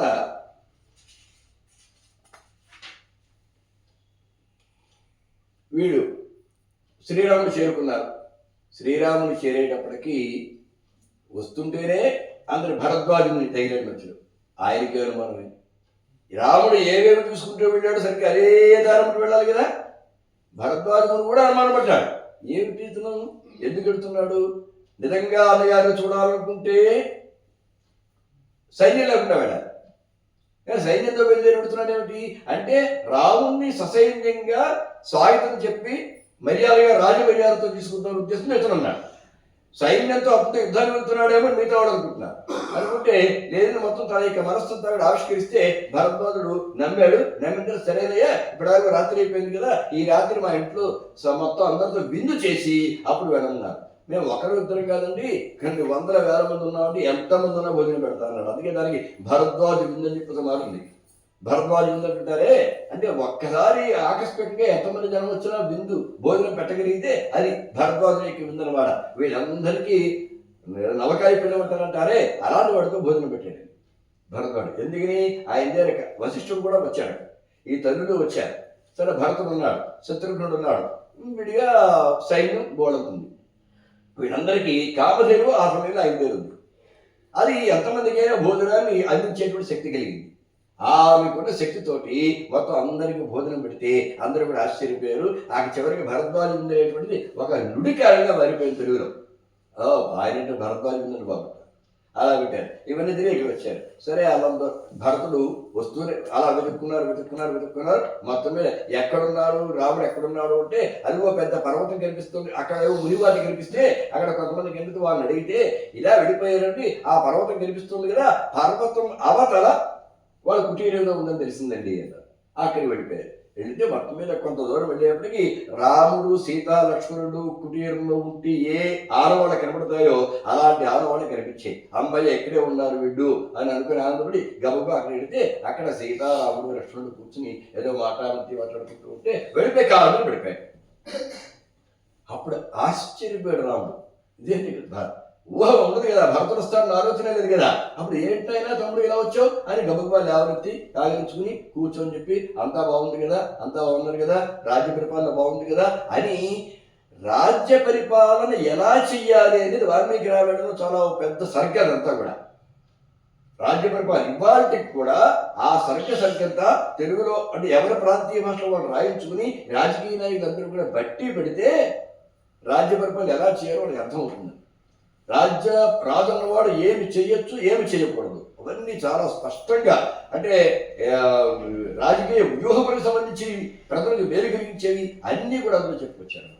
అలా చేసి అప్పుడు అంతా బాగుంది కదా, ఎందుకు వచ్చావు ఏమిటి సంగతి అని అడుగుతాడు. అడిగితే అప్పుడు వశిష్ఠుడు చెప్పాడు, ఇంతకు నాన్నగారు క్షేమంగా ఉన్నారు కదా, నాన్నగారు వదిలేసి ఎందుకు వచ్చేవిరా నువ్వు, అమ్మ క్షేమంగా అమ్మ అలాగే ఇట్లా వచ్చాడు, మీరందరూ నాన్నగారు వదిలేసి వచ్చేటంటే ఇలా నాన్నగారు గతించారు నాయనా అని పాపం ఆ వశిష్ఠుడి ద్వారా చెప్పడం జరిగింది. దాంతో చాలా బాధపడ్డాడు రాము, సీత బాధపడింది, ఆ తల్లులందరూ కూడా బాధపడ్డారు. అప్పుడు తర్వాత వశిష్ఠుడు ఓదార్చాక అక్కడ ఆ నదిలో అవుతుంది ఆ తర్పణ పాపం ఆయన చేయలేదుగా, భరతుడు చేశాడు కదా, ఇప్పుడు రాముడు చేయాల్సిన పనులన్నీ కూడా చేసిన తర్వాత అప్పుడు కూర్చుండబెట్టి ఆ విషయాన్ని మాట్లాడుకుని తండ్రి గారి యొక్క జ్ఞాపకాలని చర్చించుకుని ఆ తర్వాత ప్రశాంతంగా భరతుని మొదలుపెట్టాడు. అన్నగారు ఈ రాజ్యం నాకు అంటే మన నాన్నగారు మా తల్లికి ఇచ్చారు, నా తల్లి నాకు ఇచ్చింది, నేను మీకు ఇచ్చేస్తున్నాను. ఈ రాజ్యం మామిక దత్తం నాకు వచ్చినటువంటి తల్లి ద్వారా నాకు వచ్చిన దాన్ని, ఈ రాజ్యాన్ని తిరిగి మీకు ఇచ్చేస్తున్నాను, మీరు తీసేసుకోండి, వెనక్కి వచ్చేయండి, నాకు ఈ భారాన్ని తప్పించండి. ఒక మంచి బలిష్టమైనటువంటి ఎద్దు మాత్రమే భరించగలిగినటువంటి, లాగలిగినటువంటి బండిని ఒక లేగదోడకి కనిపిస్తే ఆ బండి ఎలా లాగలేదో, నేను కూడా రాజ్యం నడపడం నాకు చాలా కష్టం, ఇది నాకు చేతనైన పనిగా, మీ వల్ల మాత్రమే అవుతుంది, వెనక్కినండి, నా తల్లి చేసిన అపరాధాన్ని క్షమించండి, మన్నించండి, మన్నించు, క్షమించు, ఇందులో నా ప్రమేయం, మళ్ళీ చెప్పాడు, నా ప్రమేయం ఏమీ లేదు లేదని చెప్తున్నాను. నా ప్రమేయం కనుక ఉంటే అదిగో ఆ పాపం తగులుగాక, బ్రహ్మహత్యా పాపం తగులుగాక, గురుహత్యా పాపం తగులుగాక, గురుతర్ప గమన పాపం తగులుగాక, మద్యపాన పాపం తగులుగాక, ఇలాగ పంచమహాపాతకాన్ని కూడా నాకు వచ్చుగాక అని అన్ని ఓట్లు కూడా పెట్టుకున్నాడు. నాకు నిజంగా తెలుసో తెలియక జరిగింది. వెనక్కి వచ్చేబట్టి, నాయనా, మన తండ్రి గారి యొక్క మాటను నిలబెట్టవలసిన ధర్మం మన ఇద్దరికీ కూడా ఉంది. తరతరాలుగా మన వంశం సత్యములకు కట్టుబడినటువంటిది. ఇప్పుడు మన తండ్రి గారు నీ తల్లి గారికి 2 వరాలు ఇచ్చారు. ఆ 2 వరాలు మన నాన్నగారు ఇచ్చారు. కానీ ఆ వరాలు ఆయన ఇవ్వడమే కానీ నిలబెట్టడం మన చేతుల్లో, మన ఇద్దరి చేతుల్లో ఉంది. ఒకటి నేను నిలబెట్టేశాను, 2వది నిలబెట్టాను. ఒకటేమిటి, నేను అడవులకు వచ్చేసాను. ఆయన సత్యవ్రతుడు అయిపోయాడు సగం. మిగతా సగం నువ్వు రాజ్య పరిపాలన చేయుట. ఇప్పుడు నువ్వు రాజ్య పరిపాలన చేయలేదనుకో, ఆయన సగమే సత్యం నిలబడినట్టు, మిగతా సగం అసత్యం అయిపోయినట్టే కదా. అందుకని అట్లా నువ్వు మాట్లాడకూడదు, రాని. అలా కాదు స్వామి, నాకు రాజ్యం నేనే ఇచ్చేస్తున్నాను కదా, ఇచ్చే అధికారం నీకు లేదు, తండ్రి గారి శాసనం. నేను అడవికి వెళ్ళాలి అనే నియమం మాత్రమే అయితే అడవికి వచ్చానుగా, వెళ్ళడానికి వచ్చేది. కానీ సుస్పష్టంగా కైకాదేవి నీ తల్లి 14 సంవత్సరాల అరణ్యవాసంలో నేను ఉండాలని కోరుకుంది. ఆయన అలాగే అన్నాడు. కానీ 14 ఏళ్ళు ఉండాలి, ఒక్కరోజు తగ్గినా మన తండ్రి సత్యవ్రతుడు కాడు. ఇప్పుడు కైకాదేవి కూడా బోరు నడిచింది. నేను, నా మనస్తత్వం అట్లాంటిది కాదు, నేను ఎంతగానో ప్రేమించాను నేను. కానీ ఎందుకో తెలియదు, ఆ సమయంలో మాత్రం నా మనసు పాడైపోయింది. నాకు తెలియకుండానే అప్రయత్నంగానే నా నోటముడు ఆ మాటలు ఎందుకు వచ్చినాయో నాకే ఇప్పటికే అర్థం కావట్లేదు. ఇప్పుడు మళ్ళీ నా మనసు రాలేదు. ఇప్పుడు నువ్వు రావాలి, ఈ రాజ్యం నువ్వే తీసుకోవాలన్నది. ఆ క్షణంలో ఎందుకు నా బుర్రలా పాడైపోయింది. పాప కైకాదేవి కూడా బాధపడదు. నిజమే, మరి అప్పుడు సరస్సును ప్రవేశించింది కదా, ఆవిడ చేత ఆ మాట అనిపించింది కదా. జరగవలసినంత జరిగేదాకా భరతుడు తిరిగి వెళ్ళి ఆగ్రహించింది, నిన్ను చంపేస్తారనేంత వరకు ఆ స్థితి అలాగే ఉంది ఆవిడలో, ఆ ఉన్మాన స్థితి. ఈ స్థితి వచ్చాక ఒక్కసారి ఆ కమ్మిన నైకోతం దిగిపోయింది. ఏమిటి ఇలా చేసేను బాధ ఆవిడకి కూడా వచ్చింది. అందుకనే రాముడు చూడడానికి ఆవిడ కూడా వచ్చింది. లేదా ఆవిడ ఎందుకు వస్తుంది, వీడెందుకు లభిస్తాడు, కౌశల్య సుమిత్ర అంటే ఆ పరివర్తన వాళ్ళకు కూడా అర్థమైంది. కనుక నా మాట నమ్ము, నన్ను మన్నించుని అడిగితే, లేదమ్మా, దేనికి ఎవరు కర్తలు కాదు, అన్నీ నాకు తెలుసు, ఇదంతా దైవలీల ఎలా నడుస్తోంది, ఇలా జరగవలసిందిగా అప్పుడే జరుగుతోంది, దానికి నువ్వు నిమిత్త కారణం అయ్యావంతే, నువ్వు దీనికి ఏం బెంగపడవలసిన పని లేదు, బాధపడాల్సిన పని లేదు అని చెప్పడం జరిగింది. ఆ తర్వాత ఈ వశిష్ఠుడు కూడా చెప్పి, పర్లేదయ్యా, రాజ్యం వచ్చిన స్వీకరించంటే, లేదు స్వామి, గురుదేవా, మీ మాట కాదన్నాను అనుకోవద్దు, నేను రాలేను అంటే, అయితే ఓ పని భరతుడు అన్నాడు, పాదుకులు ఒక్కసారి తొడిగి విడిచిపెట్టు, పాదుకే హేమభూషితే అని వారిని పాదుకుడు నువ్వు తొడిగి విడిచిపెట్టు కూడా తెచ్చాడు. రాముడికి ఇక్కడ పాదుకులు లేవు, మామూలుగా మునుగురితో వచ్చేసాడు. భరతుడికి తెలిసి ఎంత చెప్పినా రాముడు వినడం మాట. ఒకవేళ వినకపోతే వాడు మళ్ళీ 2వ ఆలోచన, పాదుకులు తొడిగించి తిరిగి తెచ్చుకోవాలి, వాటికే పట్టాభిషేకం చేయాలి అని అనుకున్నాడు. అన్ని కూడా తెచ్చుకుని బంగారంతో తయారు చేశాడు. బంగారం పాదుకలు అంటే హేమభూషితే, బంగారంతో అలంకరించినటువంటి పాదుకలు కూడా తెచ్చాడు. ఈ పాదుకలు తొడిగి విడిచిపెట్టు, వీటిని సింహాసనం మీద పెడతాను, నేను అసలు సింహాసనం మీద కూర్చోను, వాటికి ప్రతినిధిగా మాత్రమే నేను పరిపాలిస్తానంటే నువ్వు పరిపాలిస్తానంటే అంటే సరే కదా అని చెప్పేసి దానికి అంగీకరించడం జరిగింది. జరిగిన తర్వాత అప్పుడు తిరిగి ఈయన వస్తూ ఇంకెక్కడ ఉండడానికి వీల్లేదు, ఏం చేయాలి అంటే, రాముడు లేనటువంటి నగరం నాకు అక్కర్లేదు, ఇంక నేను అయోధ్య ముఖం చూడలేను, అక్కడ ఉండలేను నేను అని ఒక పల్లెటూరికి వెళ్ళిపోయాడు. ఆ పల్లెటూరి పేరు నందిగ్రామము. నందిగ్రామం వెళ్ళిపోయి పల్లెటూరునే రాజధానిగా చేసుకుని అక్కడ ఒక సింహాసనం పెట్టి, సింహాసనం మీద పాదుకుని పెట్టి అక్కడి నుంచి పరిపాలించడం మొదలుపెట్టాడు. ఎప్పుడు ఆ పరిపాలన ఎలాగా, రోజు రాత్రి పడుకునే ముందు ఆ సింహాసనం దగ్గరికి వెళ్ళి ఆ పాదుకులకు నమస్కారం చేసి, ఈ రోజు ఈ పని జరిగింది, నేను ఈ పని చేస్తాను, ఆ పని చేస్తాను, అది అలా జరిగింది, ఇలా జరిగింది, మొత్తం అంతా వివరించి వాటికి చెప్పి, రాముడికి చెప్తున్నట్టుగా భావిస్తూ వాటికి చెప్పి అప్పుడు పడుకునేవాడు. అంత భక్తి ఏదో ఊరికే లాంఛనంగా చేయడం కాదు. ఒక మాట చెప్పాడు. సరే నేను వెడుతున్నాను, వెడుతూ ఒక మాట మాత్రం చెప్తున్నాను. ఏమిటో తెలుసా అన్నయ్య? నాగమిష్యసి చేద్రామ ప్రవిశామి మహానవం నవపంచ సమాంతేతు ప్రథమే దివసే యది. 14 సంవత్సరములు, నవపంచ అంటే 9, 5 కలిస్తే 14. 14 సంవత్సరములు పూర్తయిన మరుసటి రోజే నువ్వు గనక నాకు కనపడకపోతే వెంటనే నేను మహానలం ప్రవిశామి, అగ్నిలో దూకేస్తాను. ఇందులో ఏమి సందేహం లేదు. ఇంకేదో బాగుంది కదా, అలవాటు పడ్డాం కదా, ఇంకెందుకులే, భద్రుడు రాజ్యం తీసుకుంటున్నాడు కదా, నేను వెడితే పాపం మళ్ళీ అతను ఎక్కడ బాధపడతాడో, రాజ్యం వదులుకోవాల్సి వస్తుంది అని నువ్వు ఆలోచించి రావడం మానేస్తావేమో. మరునాడు మరి సమయం కూడా ఇవ్వడం అంటే మర్నాడికి ఊరు చేరు కూడా అప్పటికే ఒకరోజు ముందుగా పొలి మీదకి వచ్చేస్తున్నాను, పొలి మీద దగ్గర వచ్చేస్తున్నాను, మర్నాడు ఊళ్ళో వచ్చేయండి. కాబట్టి అలా రాముడు చేస్తున్నాడు. సరే, కైకేయి రామ ఏకాంతే శ్రవణ్ నేత్రజలాకుల ప్రాంజలి ప్రాహయే రామ తవ రాజ్య విఘాతం. సరే, కైకాదేవి కూడా నాయన మళ్ళీ చెప్తున్నాను, నేను కావాలి చేయలేదు, అనుకోకుండా జరిగిపోయి ఎందుకు జరిగిందో తెలియదు కనుక ఇవే మనసులో పెట్టుకోకుండా తిరిగి నువ్వు వెనక్కి రావాల్సింది, ఆ 14 ఏళ్ళ తర్వాత నుంచి వెనక్కి వచ్చేసింది అని చెప్పేసేది. సరే, అయితే ఈయన స్థాపయత్వా యథాన్యాయం నంది గ్రామం యయౌ స్వయం. ఇందులో ఎవరి ప్రేరణ కూడా లేదు. భరతుడు తనంతా తానే ఆలోచించాడు. ఓ పల్లెటూరుని రాజధానిగా చేసుకుంటే రాజధాని మార్పు అనేది అక్కడే ప్రారంభమైంది. ఓ పల్లెటూరుని రాజధానిగా చేసుకుని అక్కడ పాదుకే స్థాప్య భక్తిత. అప్పుడు రామో గత్వా మునిముపాసీనం భాసయంతం తపోవరం దండవత్ ప్రణగచ్చాహ రామ. సరే, అక్కడ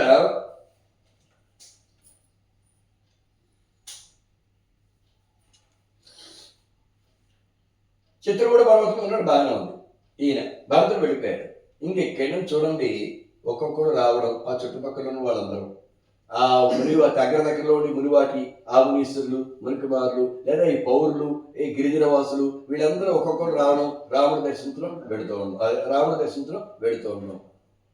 నేను అరణ్యవాసం చేస్తున్నట్టే లేదు, నాకు ఇది నగరవాసం చేస్తున్నట్టే ఉంది, ఇంకెక్కడ ఉంటే లాభం లేదు అని పితురాజ్ఞ పురస్కృత్య దండకావనం దండకారణ మాగత. అప్పుడు ఆ నాన్నగారు చెప్పింది ఏమిటి, నాకు దండకావనం వెళ్ళాలి కదా, అరణ్యవాసం చేయాలి కాదు, దండకారణ్యవాసం చెయ్యాలి. కైకాదేవి యొక్క కోరిక అది. నేను దండకావనం వెళ్ళకుండా ఎక్కడెక్కడ కాలక్షేపం చేస్తున్నాను, ఈ వాల్మీకి మొదలైన వాడి దగ్గర కాలక్షేపం చేస్తున్నాను.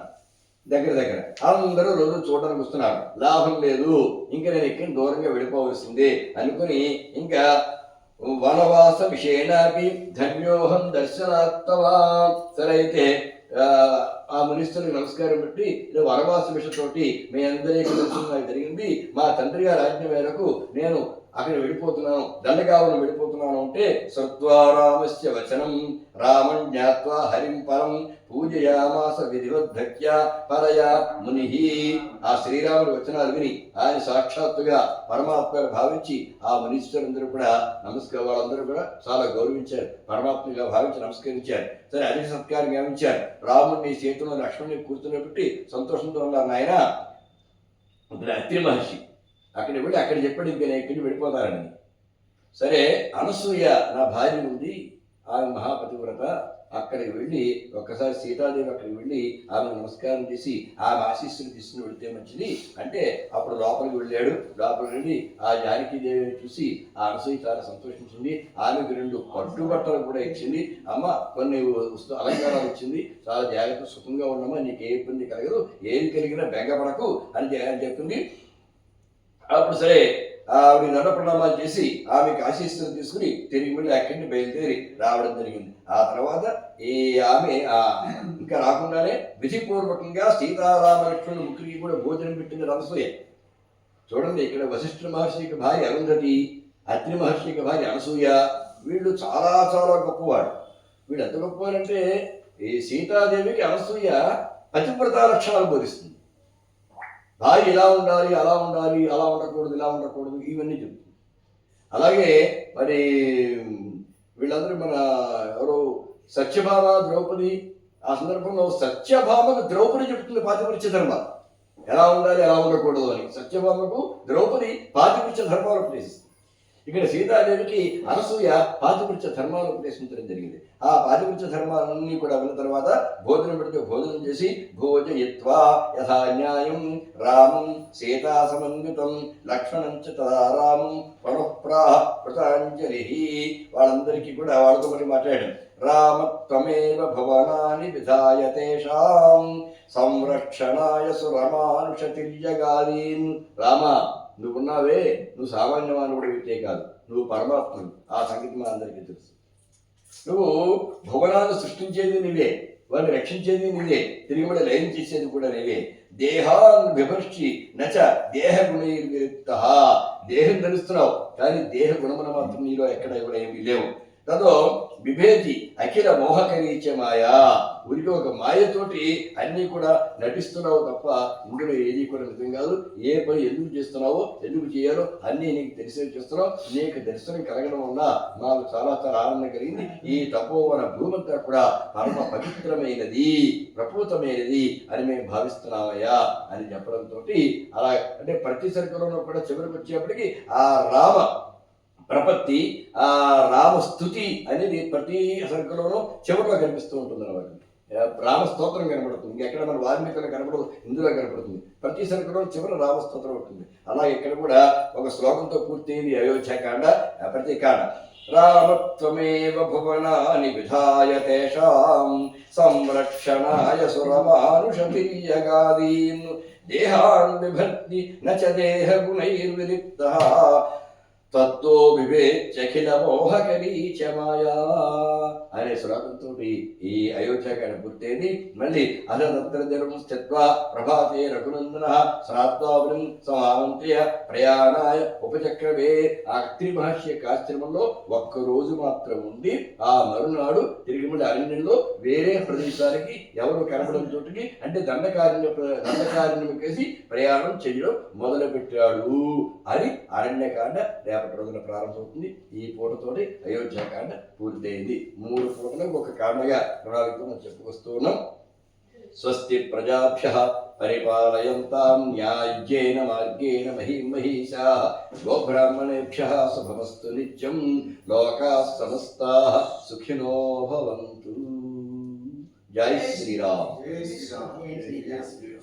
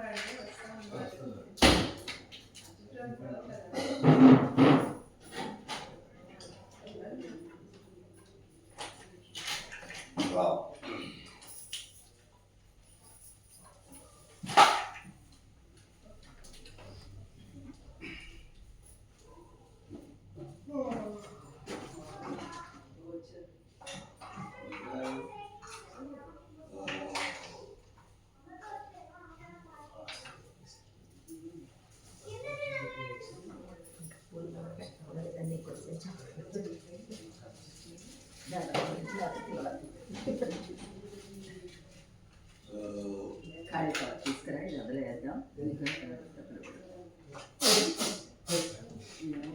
పడైతే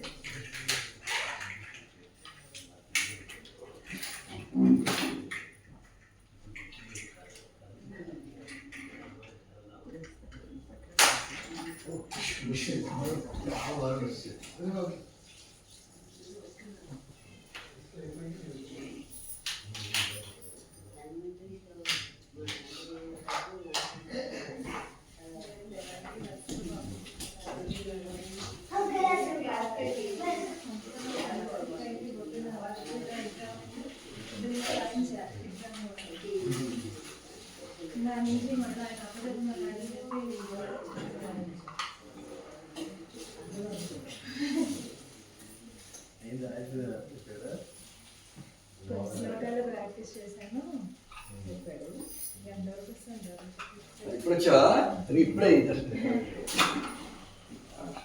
వాడికి క్లాస్ ఉందండి ఈరోజు దాదాపు 7:30 అయింది. కట్టుబాటు లేట్ అయ్యేది కదా. అందరు పిల్లల చేత అప్పుడే తెచ్చుకున్నారమ్మా.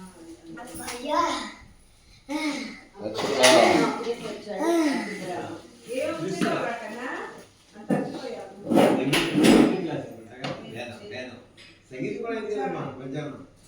అదే క్లాసులు మళ్ళీ ఋషిపీఠం వాళ్ళది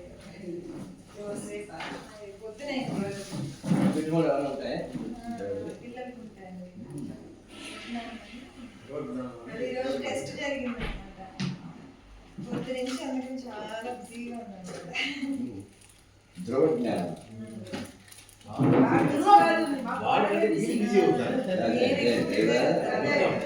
ప్రిపరేషన్ తరగతి ఉపాధి ప్రిపేర్ అవ్వాలని వీళ్ళు ఇంటికి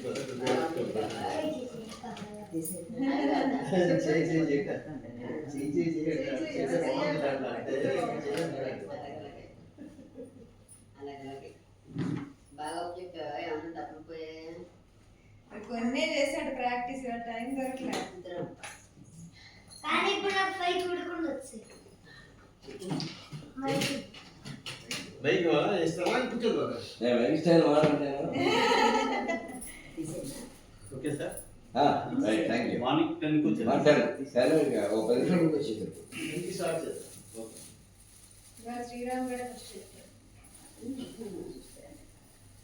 ఇవాళ ఆదివారం కదా, అందుకే నీ క్లాసులో అవునండి. ఇంకా రెండు సప్తమి.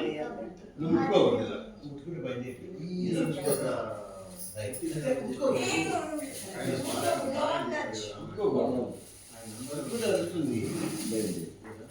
చెప్పు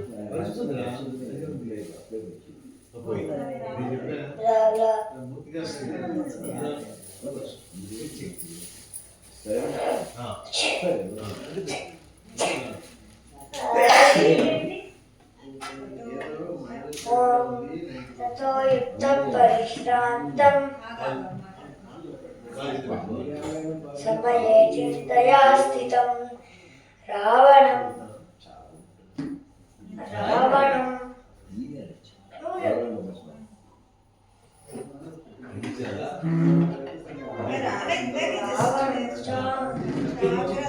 అదే అన్నా చాలు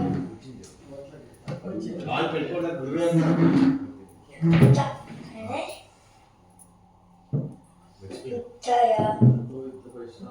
చెప్తా రాసిందిగా